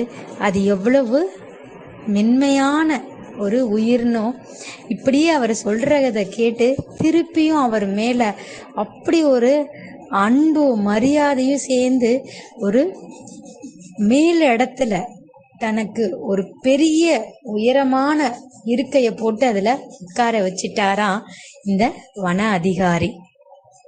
இப்படி அவங்களோட நட்பு நாளுக்கு நாள் அதிகமாகுது. அப்ப ஒரு முறை காட்டுக்குள்ள நானும் அவரும், அதாவது அந்த காட்டு அதிகாரி அவரும் போயிட்டு இருக்காங்க. அப்ப டாக்டர் கே வந்து கைகளை ஆட்டினாராம், அப்படியே ஜீப் நின்னுதான். அவர் சத்தம் இல்லாம சுட்டி காட்டிய இடத்துல புதற்குள்ள ஒரு சென்னாய் காது வந்து தெரிஞ்சதான், ஒரு சென்னாயோட காது தெரிஞ்சதான். அது எங்களை வேவு பார்ப்பத உணர்ந்தாரு காட்டு அதிகாரி. அவர் இன்னொரு இடத்தை சுட்டி காட்டினார், அங்கே இன்னொரு சென்னாய் தெரிந்தது. சில நிமிடங்கள்ல அந்த காட்சி தெளிவாகியது. 6 செந்நாய்கள் 6 திசைகளிலும் இருக்கிறத பார்த்தாங்க. என்னன்னா அந்த 6 திசைகளிலையும் நின்னு இவங்கள மையமா வச்சு இவங்கள சுத்தி காவல் காத்து நின்றதாம். அங்கே அவர்களோட தலைவன் அல்லது குட்டி போட்ட தாய் நகர முடியாமல கிடக்குது அப்படின்னு நம்ம டாக்டர் ஆங்கிலத்துல சொல்றாரு. கண்களை அங்கேயே பார்த்தபடி மிக மெல்லிய சத்தமில்லாம சொல்றாரு, நீங்க இங்கேயே இருங்க, அசைய வேண்டாம் அப்படின்னு, கைகளை தூக்க கூடாது அப்படின்னு சொல்றாரு. நான் மட்டும் போய் பார்த்துட்டு வரேன் அப்படின்னு சொல்லிட்டு நம்ம டாக்டருக்கே கிளம்புறாரு. நான் பதட்டத்தோட அப்படியே தனியாவா அப்படின்னு கேக்குறேன். இல்ல அதுங்களுக்கு என்ன தெரியும். இல்ல டாக்டர் ப்ளீஸ், செந்நாய்கள் ரொம்ப ஆபத்தானவை அப்படின்னு எல்லாருமே சொல்லுவாங்க. அதனால நீங்க தயவு செய்து தனியா போகாதீங்கன்னு. கண்டிப்பா ஆபத்தானவைதான், ஆனா திரும்பி திஸ் இஸ் மை டியூட்டி அப்படின்னா எவ்வளவு அழகான வார்த்தை இல்ல. அது ஆபத்து தான், ஆனா இது என் கடமை இல்ல. அது நிக்குது, நான் விலங்குக்கு மருத்துவம் பாக்குறவன், அப்ப நான் போய் பார்க்கணும்ல, அது என்னோட கடமை இல்லையா அப்படின்னு சொல்லி மெல்லமா அந்த வண்டியோட கதவை திறந்து இறங்கி அந்த செந்நாய்களை நோக்கி போனாரு நம்ம டாக்டர் அப்படியே ஒரு குளிர்ந்த காற்று வேற கடந்து செல்லுது. கைகளால மெல்ல என் பைக்குள்ள இருந்த அந்த சிறிய துப்பாக்கிய தொட்டேன். அதனோட குளிர் கொஞ்சம் ஆறுதல அழிச்சது அப்படின்னு மனதிகாரி சொல்லிட்டு இருக்கும் போதே டாக்டர் மேடேறி அந்த மேட்டுக்கு அந்த பக்கமா இருக்கக்கூடிய நாய்களுக்கு அருகே போறாரு. புதற்குள்ள இருந்து முதல் நாய் தலைய தூக்கி காதுகளை முன்னால மடித்து அவரை பார்த்ததாம். அவர் நெருங்க நெருங்க தலைய கீழே கொண்டு மூக்க நன்றாக நீட்டி அவரை கவனிச்சது. மற்ற நாய்கள்லாம் 2 பக்கமும் சத்தமே இல்லாம அவரை நோக்கி வருவத பாக்குறாரு நம்ம வன அதிகாரி. சில நிமிஷத்துக்கு அவர் அந்த 6 நாய்களாலும் முழுமையா சூழப்பட்டுட்டாரு. யாரு? நம்ம டாக்டர் கே முதல் செந்நாயோட அருகில போய் அசையாம நின்னாரு. சில நிமிடங்கள் அந்த நாயும் அவரும் ஒரு மௌனமான பிரார்த்தனை போல அப்படியே நின்னாங்க. பின்னாடி அந்த நாய் நன்றாக உடலை தாழ்த்தி கிட்டத்தட்ட தவழ்ந்து அவருக்கு அருகே வந்ததாம். முகத்தை மட்டும் நீட்டி அவரை முகர்ந்தது. சட்டென்று பின்னால் சென்ற பின் மீண்டும் முகர்ந்ததாம். ஹூ ஹூ ஹூ ஹூ அப்படின்னு ஏதோ சொல்லிச்சான். புதற்குள்ள நின்ற மற்ற நாய்கள் நன்றாக நிமிர்ந்து தலை தூக்கி நின்றன. முதல் நாய் அவருக்கு அருகே நெருங்கி அவரது அந்த ஷூவை நக்க ஆரம்பிச்சது. பின்னாடி அது அவர் மேல காலை தூக்கி வைத்து அவர் கையை முகர்ந்ததாம். அதன் உடல் மொழி மாறுவத பார்த்தேன். நம்ம வரவேற்கும் வளர்ப்பு நாயை போல அது வளைந்து நெளிந்து உடலை குழைந்து வாழ சுழற்றியதான் நம்ம டாக்டர் கேவை பார்த்து. அவரை பார்த்து கொண்டே வாலாட்டியபடியே பக்கவாட்டுல நடந்து சென்ற பின் துள்ளி ஓடி கொஞ்ச தூரம் போய் காத பின்னால தழைத்து கொண்டு 4 கால் பாய்ச்சல்ல அவர் அருகே ஓடி நின்று மீண்டும் முன்னால துள்ளி ஓடியது. அவரை ஒரு விசேஷ விருந்தாளியாக அது நினைப்பது தெரிஞ்சுதான். எப்படி இருக்கு பாருங்க, அப்படியே நம்மள அந்த கற்பனைக்குள்ள கொண்டு போகுது இல்லையா. அவர் வந்ததுல அதற்கு தலைகால் புரியாத சந்தோஷமா நம்ம கூட பார்த்திருப்போம் இல்லையா. நாய்க்குட்டி எல்லாம் அந்த வீட்டுக்கு குழந்தைங்களோ அதுங்களுக்கு பிடிச்ச மனிதர்களை பார்க்கும்போது வாழை ஆட்டிக்கிட்டு இங்க சுத்துவோம் அங்க சுத்துவோம் மேலே ஏறும் இல்லையா. அதே மாதிரி அந்த செந்நாய் நம்மளோட டாக்டர் கேவை பார்த்துட்டு அவரை பார்த்துட்டு அங்கேயும் இங்கேயும் அப்படி பண்ணுச்சான். அந்த கௌரவத்தை எப்படி கொண்டாடுறதுன்னு அந்த செந்நாய்களுக்கு புரியல. மற்ற நாய்களும் வாளை சுழற்றுவதும் புதர்களின் அசைவாக தெரிந்தது. பின்னாடி ஒரு நாய் முதல் நாய் நின்ற இடத்தை எடுத்துக்கொள்ள பிற 4ம் அவற்றோட பழைய இடத்துக்கே போனது. டாக்டர் கே புதற்குள்ள குனிந்து எதையோ பார்ப்பது தெரிந்தது. பின் அவர் அமர்ந்து கொண்டார். அங்கே அந்த நாய் கூ கூ கூ என்று நாய்க்குட்டி போல ஏதோ சொல்வது மட்டும் கேட்டது. அரை மணி நேரம் கழித்து டாக்டர் கே திரும்பி வந்தாரு. காரில் ஏறிக்கொண்டு போலாம் அப்படின்னு சொன்னாரு. என்ன சார் அப்படின்னு கேட்டேன். அங்க அவங்க தலைவன் அடிபட்டு கிடக்குறான் அப்படின்னு சொல்லிட்டு. என்ன அடி? சிறுத்தைன்னு நினைக்கிறேன். வலது கால் சதை பேந்து போயிருக்கு, எலும்பும் முறிஞ்சிருக்கலாம். நாம என்ன பண்றது என்றார் நம் டாக்டர் கே. ஒண்ணுமே பண்ண வேண்டாம், அது அவங்களோட வாழ்க்கை, அவங்க உலகம். நாம ஆக வேண்டியது 2-3 விஷயம்தான். அந்த நாயை யாராவது மனுஷங்க ஏதாவது பண்ணியிருக்காங்களான்றத முதல்ல, அப்படின்னா குற்றவாளியை கண்டுபிடிச்சு தண்டிக்கணும். 2வது, வழக்கமா இல்லாத ஏதாவது தொற்று நோய் இருக்கான்னு பார்க்கணும்.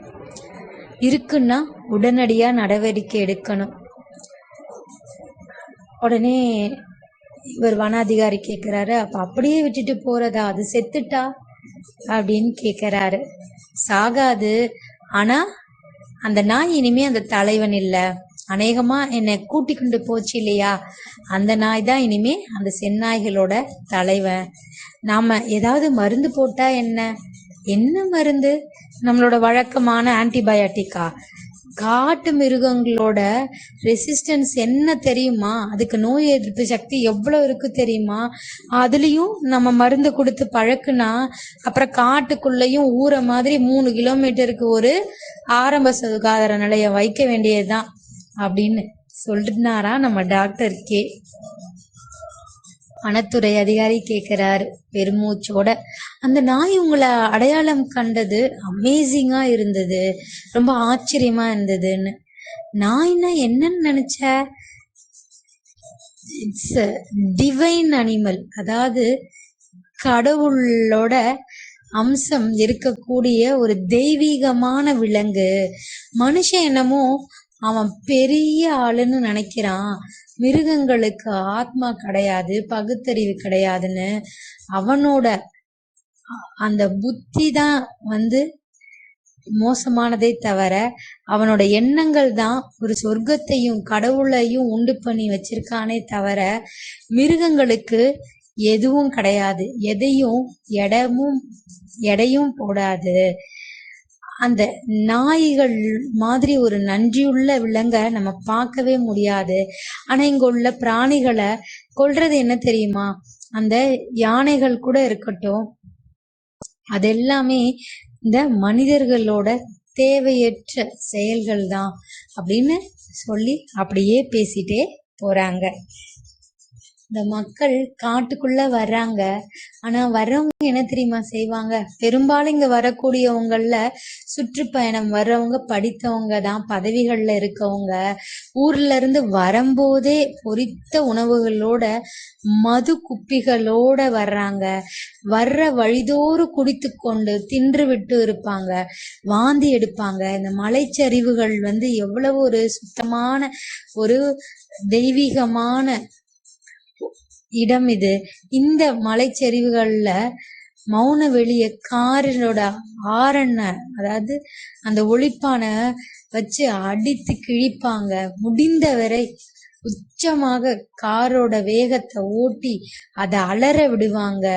ஓங்கிய மலைச்சரிவுகள்ல நோக்கி கெட்ட வார்த்தைகள்ல பேசுவாங்க. ஒவ்வொரு காட்டு உயிரையும் அவங்க அவமதிப்பாங்க. சாலை ஓரத்துல குரங்குகளுக்கு கொய்யாப்பழத்தை பிளந்து உள்ளே மிளகாப்படியை நிரப்பி கொடுப்பாங்க. மான்களை நோக்கி கற்களை விட்டெறிவாங்க. யானை குறுக்கே வந்தா காரின் ஆரண, அதாவது அந்த ஒளிப்பான ஹாரனை உரக்க அடித்து அதை அச்சுறுத்தி பயமுறுத்தி துரத்துவாங்க. என்னால எத்தனை யோசிச்சாலும் புரிந்து கொள்ள முடியாத விஷயம் இதுதான். ஏன் அத்தனை வெறி இந்த காட்டுக்குள்ள வீசி எறியறாங்க? எனக்கு ஒண்ணுமே புரியல. வண்டிகளை நிறுத்தி சோதனை விட்டு மதுக்குப்பியோட இருப்பவங்களை இறுக்கி பெல்ட்டை கலட்டி வெறியோட ரத்தம் சிதற அடிச்சிருக்கேன்னு உடனே இவர் சொல்றாரு. யாரு? நம்ம வன அதிகாரி. ஜட்டியோட கடும் குளிர்ல அலுவலகம் முன்னாடி அமர செய்திருக்கேன். ஆனாலும் இந்த காட்டு சாலையில இருக்கக்கூடிய இந்த 2 பக்கமும் இந்த குப்பி சில்லுகள் இருக்கு இல்லையா, அந்த உடைந்த பாட்டிலோட பீசஸ் குவிவதை தடுக்க மட்டும் முடியலங்க அப்படின்னு சொல்றாரு. மற்ற எல்லா மிருகங்களை விட யானைக்கு தான் இது மிகவும் அபாயகரமானது. அந்த குப்பி உடைசல், அதாவது அந்த உடைந்து போன அந்த பாட்டில். யானையோட அந்த அடிக்கால் ஒரு மணல் மூட்டை மாதிரி. அந்த குப்பிகள் அநேகமா மரத்துல மோதி உடைந்து மரத்தடியிலேயே கிடைக்குமா. உடைஞ்சிருச்சு, அந்த கால் உடைஞ்சிருச்சுன்னா அதனோட மகத்தான எடையோட அதன் மேல் காலை வைத்தா குப்பி நேரா என்ன செய்யும்? அதனோட பாதங்களுக்குள்ள இல்லையா முழுச போகிடும். ஏன்னா அதனோட உடல் எடை அவ்வளவு பெருசு இருக்கு. அதனோட பாதம் ரொம்ப மென்மையானது. ஒரு மணல் மூட்டை எப்படி இருக்குமோ அப்படிதான் அதனோட பாதம். அப்ப அந்த எடையோட வேகத்தோட அந்த கால்களை அந்த உடைந்த கண்ணாடி துண்டு மேல வைக்கும் போது என்ன ஆகும்னா அந்த கண்ணாடி அதனோட கால்களுக்குள்ள போயிடும். அதனால அதால நடக்க முடியாது. கொஞ்ச நாள்ல கால்ல சீழ் வைக்க ஆரம்பிச்சிரும். புழுக்கள் உள்ளே நுழையும். இப்படி அதுகளோட சதைகளை துளைத்து சீழ அப்படியே உள்ள கொண்டு போச்சுன்னா செப்டிக் ஆகி அந்த குருதி பாதைகள் இருக்கு இல்லையா, ரத்தம் போகக்கூடிய பாதைகளையும் எலும்பையும் அதை தொட்டு விட்டது என்றால் அதுக்கு பின் அந்த யானை உயிருடனே இருக்காது அப்படின்னு சொல்லி அப்படியே தன்னோட ஆதங்கத்தை கொட்டுனாரு நம்ம டாக்டர் கே. வீங்கி பெருத்து சீல் வழியும் கால்களோட பல நாட்கள் யானை காட்டுல அலையும். ஒரு கட்டத்துல நடமாட முடியாம போகும். ஏதாவது மரத்துல சாய்ந்து நின்றுடுமா. ஒரு நாள்ல 30 லிட்டர் தண்ணீர் குடித்து 200 கிலோ உணவு உண்டு 50 கிலோமீட்டர் நடந்து வாழ வேண்டிய அந்த உயிர் அப்படி 5 நாட்கள் நின்றால் மெலிந்து உருகுலைந்து விடும் அப்படின்னு சொல்றாரு. எவ்வளவு மனசு வலிக்குது இல்லைங்க. போறவங்க நம்ம ஒரு நாள் அந்த என்ஜாய்மெண்ட்டுக்காக என்னென்ன தவறுகளை செய்யறோம். நம்ம மனித இனத்தை சொல்றேன். இப்படி அது நடக்க முடியாம அது படுத்து கிடந்தா கூட அந்த கண்களை சுழட்டிக்கிட்டே இருக்குமா. அப்ப அப்படி இருக்கும்போது அந்த பிற யானைகள் இருக்காங்க இல்லையா, அவங்க அதை சூழ்ந்து கொண்டு அப்படியே பிளிரிக்கொண்டே இருக்குமா, தலையை ஆட்டிக்கிட்டே. அந்த யானை சாகும் வரை கூட அந்த கடைசி அந்த துதிக்கை அசைவு நின்ற பின்னரும் கூட பல நாள் அந்த யானை கூட்டம் சுற்றி நின்று கதறி கொண்டிருக்குமா. என்ன ஒரு நட்புணர்வுங்க, என்ன ஒரு குடும்பம். தன்னோட இனத்துல ஒருத்தருக்கு இப்படி ஒண்ணுன்னா அந்த துடிக்குது பாத்தீங்களா யானை. நம்மெல்லாம் ஏமாத்திரம் இல்லையா. உண்மையாவே யானை தெய்வத்துக்கு தானே ஒப்பிடணும். இயற்கையோட வர பிரசாதம். அப்படியாப்பட்ட அந்த யானைகள்ல சிறந்து விளங்கின டாக்டர் கே அவர்களை பத்தி சொல்றதுல உண்மையா எனக்கு பயங்கர பெருமையா இருக்குங்க. அப்படி இருந்ததுக்கு அப்புறம் மற்ற விலங்குகள்லாம் பறவைகளும் அதை சாப்பிட ஆரம்பிச்சிடும் அப்படின்னு சொல்லி அன்னைக்கு அவங்களோட பேச்சு, அவங்களோட டிஸ்கஷனை முடிக்கிறாங்க. இப்படியே அவங்களோட நட்பு இன்னும் பயங்கர வலுவாயிட்டே போகுது. ஒரு முறை முதுமலையில ஒரு யானைக்கு கால் வீங்கி அது காட்டுல அலைவதா தகவல் வந்தது. டாக்டர் கேயோட வனதிகாரியும் போறாரு. காட்டுக்குள்ள அந்த யானை இருக்கிற இடத்த குறும்பர் ஏற்கனவே கண்டு வைத்திருந்தாங்க. அவர்களை ஏற்றி கொண்டு ஒரு ஜீப்ல காட்டுக்குள்ள நுழையிறாங்க எல்லாரும். அதுவும் பழங்கால குதிரை பாதை தான். நெடுந்தூரம் சென்ற பிறகு ஜீப்பை நிறுத்திட்டு நானும் டாக்டரும், அதாவது வன அதிகாரியும் டாக்டரும் காட்டுக்குள்ள இறங்கி போறாங்க. துப்பாக்கியோட இரு வன காவலர்களும் மற்ற பொருட்களை எடுத்துக்கிட்டு அங்க போறாங்க. இரு குறும்பர்களோட உடலை அறுக்கக்கூடிய வேய் மூங்கில் இலைகளை அகற்றி டாக்டர் கே முன்னால போய்கிட்டே இருக்காரு. தரையில வேர் முடிச்சுகள் காலை தடுக்கின. நான் அந்த மரங்களை பற்றி கொண்டு நடந்தேன். 70 நெருங்கினாலும் டாக்டர் கே மிக கச்சிதமான உடல் கொண்டவர். காடு அவருக்கு மீனுக்கு கடல் மாதிரி. கொஞ்ச நேரத்துல காற்றுல யானைகளோட நெடி, அதாவது அதனோட வாசனைய மெலிதாக வர ஆரம்பிச்சது. யானைகள் ஏற்கனவே எங்களை கவனிச்சுட்டுது அப்படின்னு எல்லாருக்கும் தெரிய வந்துச்சு. அப்ப மெல்லிய யானையோட உருமல்களும் கேட்டதாம். இன்னும் கொஞ்ச தூரம் இறங்கி சென்ற போது 2 பக்கமும் மூங்கில் பத்தைகள் பரவிய ஒரு ஓடை ஒன்றுக்கு அப்பால பச்சை நிறமாக வெயில் தேங்கி நின்ற புல்வெளியில 12 யானைகள் கூட்டமா நிற்பத பார்த்தாங்க. இன்னும் கூட யானைகள் இருக்கலாம்னு நினைத்து கண்களை ஓட்டிய போது மேலும் 6 யானைகள் மூங்கில் புதற்குள்ள மேய்ந்து கொண்டிருந்தது. அங்க 4 குட்டிகள் நிற்பதும் மேலும் கூர்ந்து நோக்கிய போது தெரிந்தது. டாக்டர் கே தன்னோட கருவிகளை எடுத்து பொருத்தி கொண்டாரு. சிறிய ஏர்கன் மாதிரி ஒன்ன, அதுல மாத்திரைய குண்டா இருக்கும், அந்த மாத்திரைய போட்டு ரெடியா எல்லாம் எடுத்து வச்சுக்கிட்டாரு. அப்ப அதனோட எடைய அவர் தூரத்துல இருந்தே ஓரளவு அனுமானிச்சிட்டாரு. அப்ப அவர் முழுமையா தனக்குள்ள மூழ்கி அந்த வேலைக்குள்ள மூழ்கி வேலை செய்வத பார்த்துட்டு இருக்காரு வன அதிகாரி. அப்ப சொல்றாரு நம்ம டாக்டருக்கே, நீங்க இங்கே இருங்க, நான் போய் பாக்குறேன். அப்ப அவர்கிட்ட எதுவுமே சொல்ல முடியாதுன்னு நான் நல்லாவே தெரிஞ்சுக்கிட்டேன். ஏன்னா அவர் எல்லாத்துக்கும் ஆயத்தம் ஆயிட்டாரு போறதுக்கு. அந்த பெரிய மரத்தடி பக்கத்துல நின்றுட்டு இருக்கு. கீழே விழுந்தா அடிபற்றும், அத கொஞ்சம் சதுப்புக்கு கொண்டு வரணும். மற்ற யானைகளுக்கு நான் என்ன செய்ய போறேன்னு தெரியாது, அதனால அதுங்க அதை தடுக்க முயற்சி பண்ணும். என்னன்னா அங்க ஒரு யானை நிக்குது, அந்த யானை கொஞ்சம் நகண்டாலும் கீழே விழுந்துரும். அப்ப அதனை சதுப்பு நிலம், நார்மலா இருக்க ஒரு லேண்டுக்கு கொண்டு போனாதான் என்னன்னு பார்க்க முடியும். ஆனா இவர் நல்லதுதான் செய்யறான்றது மற்ற யானைகளுக்கு தெரியுமான்னா அது தெரியாது இல்லையா.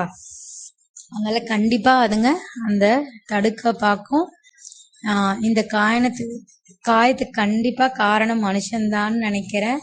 கண்டிப்பா ரொம்ப நல்லா எனக்கு தெரியுது அப்படின்னு சொல்லிக்கிட்டே அவர் மெதுவா கீழே இறங்கி அந்த ஓடைய கடந்து சேற்று பரப்புல இறங்குறாரு. யானைகள்லாம் அழுந்த நடந்து உருவான அந்த குழிகளுக்குள்ள காலை உள்ள போகிற அளவுக்கு ஆழமா நெருக்கமா படிந்து அவரும் நடக்கிறாரு. அதனோட விளிம்புகள்ல காலை வைத்து மெதுவா அந்த யானை கிட்ட நெருங்குறாரு டாக்டர் கே. யானைகளுக்கு நடுவே நின்ற பெரிய பிடி யானை உறக்க உரிமையதான். அதை கேட்டு மற்ற யானைகளும் கிளிர ஆரம்பிச்சது, சத்தம் போட ஆரம்பிச்சது. ஒரு யானை டாக்டர் கேயை நோக்கி திரும்பியது. அதன் காதுகள் வேகமாக அசைந்தன. தலையை வேகமாக குலுக்கியபடி டாக்டரை நோக்கி வந்ததாம். டாக்டர் கே அசையாம நின்னாரு. அது மேலும் தலையை தூக்கி எச்சரிக்கை விடுப்பது போல உருமிக்கொண்டு இன்னும் 2 அடி முன்னால வந்ததாம். யானை தலைய குலுக்குச்சுன்னா அது எச்சரிக்குதுன்னு அர்த்தமா, தாக்குவேன் அப்படின்னு சொல்றதா அர்த்தம். அப்ப வனத்துறையோட அந்த காவலரோட அதிகாரி இதய துடிப்பு அப்படியே காதுகள்ல கேட்க ஆரம்பிச்சது. எழுந்து ஓடி டாக்டரிடம் சென்று அவர் அருகே நின்று கொள்ள வேணும்னு அவர் ஆசைப்பட்டாரு. ஆனா கண்ணெதிரே டாக்டர் டாக்டர் அந்த யானை சிதைத்து போட அதை பார்த்தபடி சும்மா இருந்தா அவரது சடலத்தை சுமந்தபடி திரும்பி சொல்ல நேர்ந்தா நான் என்ன செய்வேன்? என்னை ஒருபோதும் மன்னிக்க போவதில்லை, என்னாலே என்னை மன்னிச்சுக்க முடியாதுன்னு அவர் மனசுல அப்படி ஒரு கவலை. டாக்டர் கே அசையாம சில நிமிஷம் நின்னாராம். யானையும் அசையாம நிக்கிது. பிற யானைகள்லாம் மொத்தமும் உடலால அவரை கவனிக்க ஆரம்பிச்சது. டாக்டர் கே மேலும் முன்னே சென்றார். இப்போ அந்த யானை நெருங்கி வந்தது. ஆனா தலைய குலுக்கல. அதனோட மத்தகத்தை நன்றாக தாழ்த்தியத. அதுவும் எச்சரிக்கை அடையாளம்தான். டாக்டர் கே சீராக பொறுமையா அதை நோக்கி சென்று அதன் முன் நின்றார். அதுவும் பேசாம நின்றது. நெடுநேரம் என்ன நடக்குதுன்னே தெரியாம சுத்தி இருக்கவங்க எல்லாம் பார்த்துட்டு இருக்காங்க. பல மணி நேரம் ஆகிவிட்டது. என்ன நடந்தது என்று தெரியவில்லை. அந்த யானை பின்வாங்கியது. பெரிய பிடியானை திரும்பி டாக்டர் கேயை பார்த்து உரிமைய பின் வாளை சுழற்றி வச்சுக்கிட்டான். பின்பு ஒவ்வொரு யானையாக மேலே ஏறி மறுபக்க மலை சரிவுல மூங்கில் கூட்டங்களுக்குள்ள சென்றது. கடைசி யானையின் வாள் சுழற்சியும் பச்சை இலைகளுக்குள்ள மறைவது வரை நம்ப முடியாமல் திகைத்து போய் நின்றிருந்தார் நம் காட்டு அதிகாரி. டாக்டர் கையை தூக்கி எங்களிடம் வரும்படி சைகை காட்டினார். நானும் பிறரும் ஓடைக்குள்ள இறங்கி சென்றோம். அதாவது காட்டதிகாரியும் அவரும் போறாங்க. எங்களை பார்த்ததும் காயம்பட்ட யானை கோபத்தோட தலைய குலுக்கி முன்னால வர முயன்றது. பின்பு மெல்ல பிளிரி விட்டு அங்கேயே நின்னது. டாக்டர் எங்களை மேலும் அருகே வர சொன்னாரு. வனக்காவலர்கள் நின்று விட்டாங்க. நானும் குறும்பர்கள் மட்டும் முன்னால போனோம். வனத்துறை அதிகாரியும் நம்ம குறும்பர்கள் மட்டும். யானை சட்டென்று சாய்ந்திருந்த மரம் அதிர நிமிர்ந்து எங்களை நோக்கி வந்தது. அதன் பின்னங்கால் வீங்கி மற்ற கால்களை விட 2 மடங்கா இருந்தது. அது கிட்டத்தட்ட இழுத்துதான் அது முன்னகர முடிஞ்சது. அது 4 அடி முன்னால் வந்ததும் டாக்டர் அதை சுட்டார்.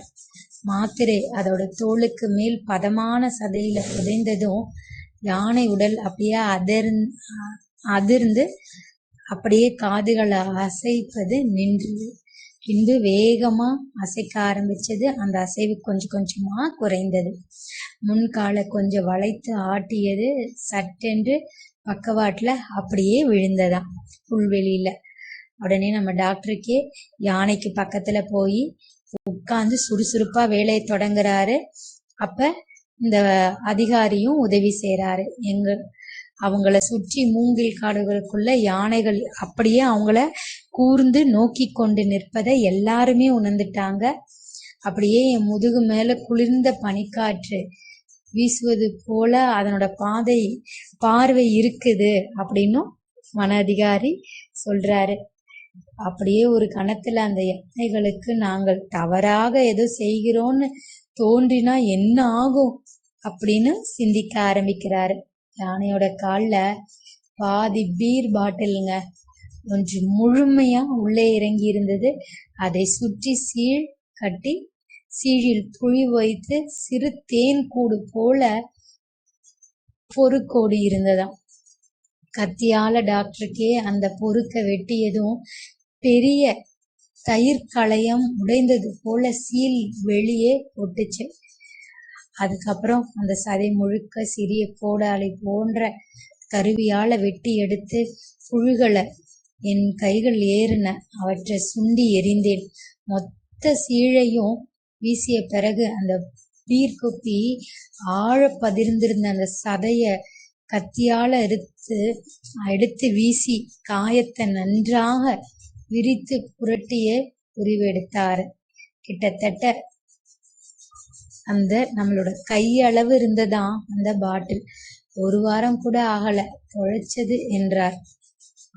அந்த பாட்டில் எடுத்த உடனே திருப்பியும் சீழ் கொட்ட ஆரம்பிச்சது.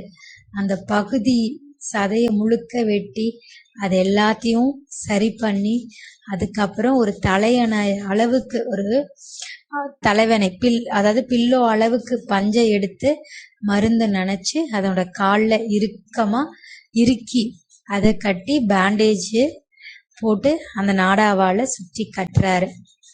இதெல்லாம் முடிச்ச உடனே அது கீழே கிடந்த அந்த கரிய சேற்று அள்ளி நன்றா பூசி அந்த பாதத்துல மூடினாராம். யானையோட காதுல அதை திரும்பவும் கண்டுபிடிக்கிறதுக்கு ஒரு சிக்னல் கம்மலையும் குத்தி விட்டாராம் நம்ம டாக்டருக்கே. எங்கள் உடைகளும் கைகளும் முழுக்க ரத்தமும் சீழுமாக இருந்தது. புழுக்களை உதறிவிட்டு பொருட்களை சேகரித்து கொண்டு கிளம்பினோம். திரும்பி வந்து ஓடையில கைகளை கழுவி கொண்டிருந்த போது அந்த பிளிரல் ஒளியுடன் யானைகள் ஒவ்வொன்னா இறங்கி வந்து அந்த யானைய சூழ்ந்து கொண்டதாம். அந்த யானை பாட்டி கிடந்த யானையின் காலில் பெரிதாக தெரிந்த பேண்டேஜ் துதிக்கையால தடவி பரிசோதனை செய்து மெல்ல பிளிர மற்ற யானைகளும் பிளிரினதாம். சில யானைகள் அப்பகுதியில் பரவி கிடந்த குருதியை துதிக்கையால் மோப்பம் பிடித்தது. ஒரு யானை அங்கே நின்று காதுகளை முன்னால் தள்ளி எங்களை பார்த்தது. பேண்டேஜ் அவராதில்ல அப்படின்னு கேட்கிறாரு வனத்துறை அதிகாரி. அதுக்கு தெரியும் என்றார். ஆனா யானைக்கு பொதுவா வெள்ளை நிற பிடிக்காது. சேறு பூசலன்னா நிம்மதி இல்லாம காலை நோண்டிக்கிட்டே இருக்கும். குணமாயிடுமா அப்படின்னு கேட்கிறாரு வனத்துறை அதிகாரி. அநேகமா 15 நாள்ல பழையபடி ஆயிடும். யானையோட அந்த எதிர்ப்பு சக்தி பயங்கரம். அதனால சாதாரண ஆன்டிபயோட்டிக் கூட அபாரமா வேலை செய்யும். அதனால அதனோட ரெசிஸ்டன்ஸ் பவர் இவ்வளோ இருக்கனால அப்படின்னு சொல்றாரு. திருப்பி அந்த முதுமலை காட்டுல இருந்து அவங்களோட இடத்துக்கு திருப்பி வராங்க. அழகான கதைகளை பேசிக்கிட்டு கருத்துக்களை பேசிக்கிட்டே அவங்களோட நட்பு இன்னும் பலமடையுது. ஒரு நாள் பேசிட்டு இருக்கும் போது அவரு மனசு கேட்காம சொல்லிடுறாரு வன அதிகாரி, இந்த மாதிரி உங்களுக்கு விருது கொடுக்க போறாங்கன்னு. இவர் சிரிச்சுக்கிட்டே அப்படியா அப்படின்னாரு. இப்படி பேச்சுக்கள் போக போக என்ன விருதுப்பா அது அப்படின்னு இவர் விருதை பத்தியே சொல்லியிருக்காரு. இந்த மாதிரி என்னோட நண்பர் இருக்காங்க, உங்களுக்கு இது கொடுக்க போறாங்க, அது அவ்வளோ பெருசு இவ்வளோ பெருசுன்னு. அப்ப இவர் மெதுவா கேட்கிறாரு, அப்படியா, அது என்ன பிரம்மஸ்ரீயா, அது என்ன விருதுன்னு சொன்னீங்கன்னு. இல்லை அது பிரம்மஸ்ரீ இல்லை பத்மஸ்ரீ அப்படின்னு சொல்லிட்டு சொல்றாரு. இந்த காட்டுல அந்த விருதை வச்சுக்கிட்டு நான் என்ன பண்றது? இந்த காட்டை நீ புரிஞ்சுக்கிட்டாதான் இங்க எதையாவது செய்ய முடியும். அந்த காட்டை புரிஞ்சுக்கணும்னா காட்டுல வாழணும். இங்க வாழணும்னா முதல் விஷயம் உன்னோட அந்த உலகத்துல இருக்கிற பணம், புகழ், அதிகாரம் எல்லாத்தையும் உதறிட்டு நீயும் இந்த குரங்குகளை மாதிரி இந்த யானைய மாதிரி இங்க இருக்கிறது தான். உனக்கு இவங்களை விட்டா வேற சொந்தமே இருக்க கூடாது. போய் வெளியில பாரு. அந்த நிக்கிறான் பத்தியா அங்க அந்த செல்வா, அவனை மாதிரி வேற ஒரு சொந்தக்காரன் உனக்கு இருக்க முடியுமாயா? அந்த நிமிர்வும் அந்த கருணையும் அற்பத்தனமே இல்லாத அந்த கடல் மாதிரி மனசும் அத அறிஞ்ச அப்புறம் எந்த மனுஷன் உனக்கு ஒரு பொருளா தெரியும்? பிரதமராவது ஜனாதிபதியாவது. அந்த யானைக்கு உன்னை தெரியுங்கிறதே பெருசா நினைச்சேன்னா டெல்லியில யாரோ 4 பேரு கொடுக்கற அந்த விருதும் அந்த காகிதமும் பெருசா தெரியாதுப்பா அப்படின்னு கோபத்தோட சொன்னாராம். உடனே இவர் சொல்றாரு, மன்னிச்சிருங்க, நான் உங்களை வெளியில எடுத்துட்டு போய் 4 பேருக்கு உங்களோட சிறப்பை சொல்லணும், உங்களோட பெருமையை சொல்லணும்னு தான் நான் நினைச்சேன். ஆனா நீங்க இவ்வளவு தூரம் இத கோபமா எடுத்துக்குவீங்கன்னு நான் நினைக்கல. தயவு செய்து என்னை மன்னிச்சிருங்க அப்படின்னு சொன்னாராம். இந்த மக்கள் இங்க ஒரு சந்தோஷமா இருக்கிறதுக்காக செலவு பண்றாங்க. ஆனா உங்களை பத்தி சொல்லும் போது இப்படி காட்டுக்குள்ள ஒரு மகத்தான வாழ்க்கையும் ஒரு தெய்வீகமான உலகமும் இருக்குன்னு தெரியட்டுமேன்னு நினைச்சுதான் நான் அதை பண்ணேன். நம்ம பசங்க மாதிரி சபிக்கப்பட்ட தலைமுறை இந்தியாவுல இருந்ததில்ல. அவங்க முன்னாடி இன்னைக்கு நிக்கிறதெல்லாம் வெறும் கட் அவுட் மனுஷங்க தான். லட்சியவாதமோ கனவோ இல்லாத போலி முகங்க. அவங்களால ஜஸ்ட் ஜெயிச்சவங்க டாக்டர். அதனாலதான் உங்களை மாதிரி நல்ல மனிதர்களை ஒரு எடுத்துக்காட்டா வைக்கணும்ன்றனாலதான் நான் இதை பண்ணினேன். அதனால நீங்க எதுவும் தவறா நினைச்சுக்காதீங்க. உங்களோட பேர் எங்கேயுமே கெட்டு போற மாதிரி நான் நடந்துக்க மாட்டேன் அப்படின்னு சொல்லி அவரு சொன்னாராம். அவர்கிட்ட பேச பேச அந்த அதிகாரிக்கு சரியான சொற்கள் வர ஆரம்பிச்சு மனமும் தெளிந்ததாம். அதுக்கப்புறம் அப்படியே பேசிட்டு இருக்காங்க. அப்படியே மாலை நேரம் வர ஆரம்பிக்குது. செல்வராஜ் அவங்களோட கீழே வேலை பார்க்குற இன்னொருத்தர் வராரு. வந்துட்டு, சார் டெல்லியில இருந்து ஃபோன்ல கூப்பிட்டுட்டே இருந்தாங்க அப்படின்னு சொல்லிட்டு அந்த அனுப்பிச்ச லிஸ்ட்ல வந்து நம்ம டாக்டர் கே அவர்களோட பேர் இல்லையா அப்படின்னு சொல்லி அவர் சொல்றாரு. உடனே இவரும் ஃப்ரெண்டு கேட்டா, சாரிப்பா என்ன ஆச்சுன்னு தெரியல, என்கிட்ட சொன்னாங்க வருதுன்னா, ஆனா ஏன் திடீர்னு அவரோட பேர் அங்க இல்ல அப்படின்னு பேசி முடிச்சுட்டு இவர் வராரு. வந்து டாக்டர் கேவை எப்படி வந்து எதிர்கொள்றதுன்னு தெரியாம அப்படியே நிற்கும் போது அப்ப ஒரு நிகழ்ச்சி நடக்குது. என்னன்னா, இரவு 10 மணி ஆகுது. படுத்துக்கிட்டாங்க. படுக்கிற அந்த நேரமும் அவருக்கு மனசுல ஒரு கஷ்டம் இருந்துட்டே இருந்தது. இவ்வளோ பெரிய ஏமாற்றம், அழுது விடுற மாதிரியே ஆயிட்டாரு வனக்காவலர். அப்படியே கண்களை மூடி எதையோ நினைச்சிட்டு இருந்தார். திடீர்னு பார்த்தா வெளியில ஏதோ பயங்கரமான சத்தம் கேட்டுச்சு. யானையோட வாசனையும் அடிக்க ஆரம்பிச்சது. நம்ம டாக்டருக்கே ஸ்வெட்டரை போட்டுட்டு இருந்தாரு. யானை கூட்டம் வந்திருக்குமோன்னு வனக்காவலர் நினைக்கிறாரு. வழக்கமா இந்த பக்கம் வராதே, ஏதோ காரணம் இருக்குன்னு டார்ச்சை எடுத்துக்கொண்டார் டாக்டர் கே. அப்ப நம்ம வனத்துறை அதிகாரியும் ஸ்வெட்டரை போட்டுட்டு அவர் கூடயே கிளம்புறாரு. பூட்ஸை போட்டுட்டு வெளியே இறங்குறாங்க. இருட்டு, பெரிய அந்த கரிய திரை சீலை மாதிரி பெரிய ஸ்கிரீன் மாதிரி இருட்டு அங்க எல்லா இடத்துலயும் பரவி இருந்தது. ஆனா அதுக்குள்ள டாக்டர் கே யானைய பார்த்துட்டாரு. அது ஒரு குட்டி யானை அப்படின்ட்டு 2 வயசுக்குள்ளதான் இருக்கும். அண்ணனே எங்க எங்க அப்படின்னு இவர் கேக்குறாரு. அதோ அப்படின்னு சுட்டி காட்டிய இடத்துல ஒரு யானை குட்டிய பாக்குறாங்க. என்னோட உயிரை இருக்கும்னு தோணுது. சிறிய கொம்புகள் வெள்ளையாக தெரிந்தது. அப்படியே அதை காதசவ பார்த்தாங்க. இந்த வயசுல தனியா வராதே டாக்டர், சரி வாங்க போய் பார்க்கலாம் அப்படின்னப்ப இவரும் சரி வா போய் பார்க்கலான்னு இருட்டுல வெளிச்சத்தை அடிச்சதுனால அதன் பின்னாடி சூழலையே பார்க்க முடிஞ்சது. என்னன்னா, அந்த இருட்டுக்குள்ள பார்த்தா அத்தனை யானை கூட்டங்களும் இருந்ததாம். அந்த யானை குட்டி அப்படியே மெல்லமா பிளிறியபடி துதிக்கைய தூக்கி மோப்பம் பிடிச்சது. ஈஸி ஈஸி அப்படின்னு டாக்டர் கே யானைக்குட்டிய மெல்லமா முன்னாடி வந்து தடவி கொடுத்தாரு. அது நொண்டி நொண்டி வந்தது மாதிரி இருந்தது. காயம் பட்டிருக்குன்னோடனே ஆமா டாக்டர் காயம் பட்டிருக்கு.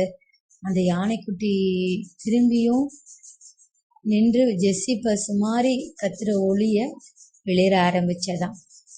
அப்படியே தள்ளாடி தள்ளாடி முன்னாடி வர ஆரம்பிச்சது. டாக்டர் கே வந்து நீங்க இங்கேயே நில்லுங்க அப்படின்னு சொல்லிட்டு அந்த குட்டி யானை கிட்ட போயிட்டு அதோட துதிக்கைய அப்படியே ஊசல் போல வீசி தலைய வேகமா ஆட்டி அவரை வரவேற்றதாம். அவர் போனதுக்கு அப்புறம் அதோட கொம்புல தொட்டதும் அவர் தோள் மேல தன் துதிக்கைய வச்சு துதிக்கை அவர் மேல கனத்த பாம்பு போல சரிந்து இறங்கியதாம். சரி வா என்றார் டாக்டர் கே. இப்ப நம்ம அதிகாரியும் போய் நிக்கிறாரு. அந்த குட்டி யானையை தட்டி அப்படியே அமைதியாக்கி படுக்க வைக்கிறாங்க. அப்ப என்ன இருக்குன்னு பார்த்தா அவரோட டார்ச் அந்த வெளிச்சத்துல அதனோட கால்ல ஏதோ அடிபட்டிருக்கு. அதனால வாயில ஊசி போட்டு அதை மயக்கத்துக்கு கொண்டு போறாரு. அதுக்கப்புறம் அதனோட கால்ல இருந்த அந்த கண்ணாடி துகளை எடுத்து விட்டுட்டு அதுக்கப்புறம் அதுக்கு மருந்தும் போட்டு அதை சரி பண்ணி விடுறாரு நம்ம டாக்டர். 1 மணி நேரத்துல எஞ்சிருவான், காலையில முதுமலைக்கே திரும்பி போயிடுவான் அப்படின்னு சொல்றாரு டாக்டருக்கே. முதுமலைக்கா? என்ன சொல்றீங்க டாக்டர்? அங்க இருந்தா இங்க வந்திருக்கான், நீ இவனை பாத்திருக்க, ஞாபகம் இல்லையா அப்படின்னு கேக்குறாரு டாக்டருக்கே. இவனையா? ஆமா, 1.5 வருஷம் முன்னாடி நம்ம முதுமலையில ஒரு யானைக்கு இதே மாதிரி முள்ளெடுத்தோம்ல, அந்த பாட்டிலோட துண்டை, அந்த குப்பியோட துண்டை அத மறைஞ்சிருந்து ஓரமா ஒரு 4 குட்டி யானை பார்த்துச்சுல்ல, அதுல ஒரு குட்டி யானை தான் இது அப்படின்னு. உங்களுக்கு எப்படி தெரியும் டாக்டர்? எப்படி ஞாபகம் வச்சுக்க முடியுது அப்படின்னா, ஒரு மனுஷனை எங்கேயோ பாக்குறோம், திருப்பி வேற இடத்துல பார்த்தா நமக்கு அடையாளம் தெரியாதா? அதே மாதிரிதான் எனக்கும் இந்த யானை அப்படின்னு சொல்லிட்டு பதில் சொல்றாரு டாக்டருக்கே. எப்படி இது யானை அங்கிருந்து வந்திருக்கும் தனியா? எனக்கு ஒண்ணுமே புரியல. அதுவும் இல்லாம அவ்வளவு தூரம் தேடி வந்திருக்கு, எப்படி உங்களை அடையாளம் கண்டுபிடிச்சது? ஜென்ரலா யானைக்கு அடையாளங்களை கண்டு கொண்டு தேடி செல்வதை பற்றி நிறைய அதுக்கு அறிவுத்திறன் இருக்குன்னு கேள்விப்பட்டிருக்கேன். ஆனா 300 கிலோமீட்டர் தூரம் கூட யானைகள் வரும்ன்றத தான் பாக்குறேன். ஆனா அந்த குட்டி யானை எப்படி இப்படி வந்ததுன்னு, குட்டி யானை மட்டும் இல்ல, கொஞ்சம் நல்லா பாரு அப்படின்னோடனே அங்க ஒரு பெரிய யானை கூட்டமே நிக்கிறத பார்த்தாராம். அப்ப விளக்கடிக்க போகும்போது இல்ல இல்ல இல்ல இல்ல அவங்கள எந்த தொந்தரவும் பண்ணாத, அவங்க அப்படியே இருக்கட்டும்னோடனே அவங்க எல்லாரும், அந்த யானைகள் எல்லாம் அரைவட்டமா காதுகளை அசைத்து கொண்டு நின்றதான். எல்லாமே ஒரு பேரொளி எழுப்பி, புள்ளிரல்கள் அதுங்களோட சத்தம் பேரொளி எழுப்புச்சான். அதுல அந்த காடே அதிர்ந்து உடல் சிலிர்க்கிற மாதிரி ஆனதான். அது எப்படி இருந்ததுன்னா, அதுங்கெல்லாம் கை கூப்பி நம்ம டாக்டர் கேக்கு நன்றி சொன்ன மாதிரி இருந்ததா. அப்ப இவர் திரும்பி கேக்குறாரு, இப்ப இதுங்க துதிக்கைய தூக்கி வீசி என்கிட்ட அதுங்களோட அன்பை தெரிவிச்சது இல்ல, இதை விடவா உன்னோட பத்மஸ்ரீ விருது எனக்கு சந்தோஷத்தை கொடுக்கும்னு நினைக்கிற அப்படின்னு சொல்லிட்டு அப்படியே அமைதியா நின்னாராம். அவ்வளோ அருமையான மனிதர் இல்ல யானை டாக்டர். அவரை பத்தி இன்னைக்கு பேசுனதுல எனக்கு மிகவும் சந்தோஷமா இருக்கு. உங்களுக்கும் கண்டிப்பா இது ஒரு நல்ல பதிவா இருக்கும்னு நம்புறேன். நன்றிங்க.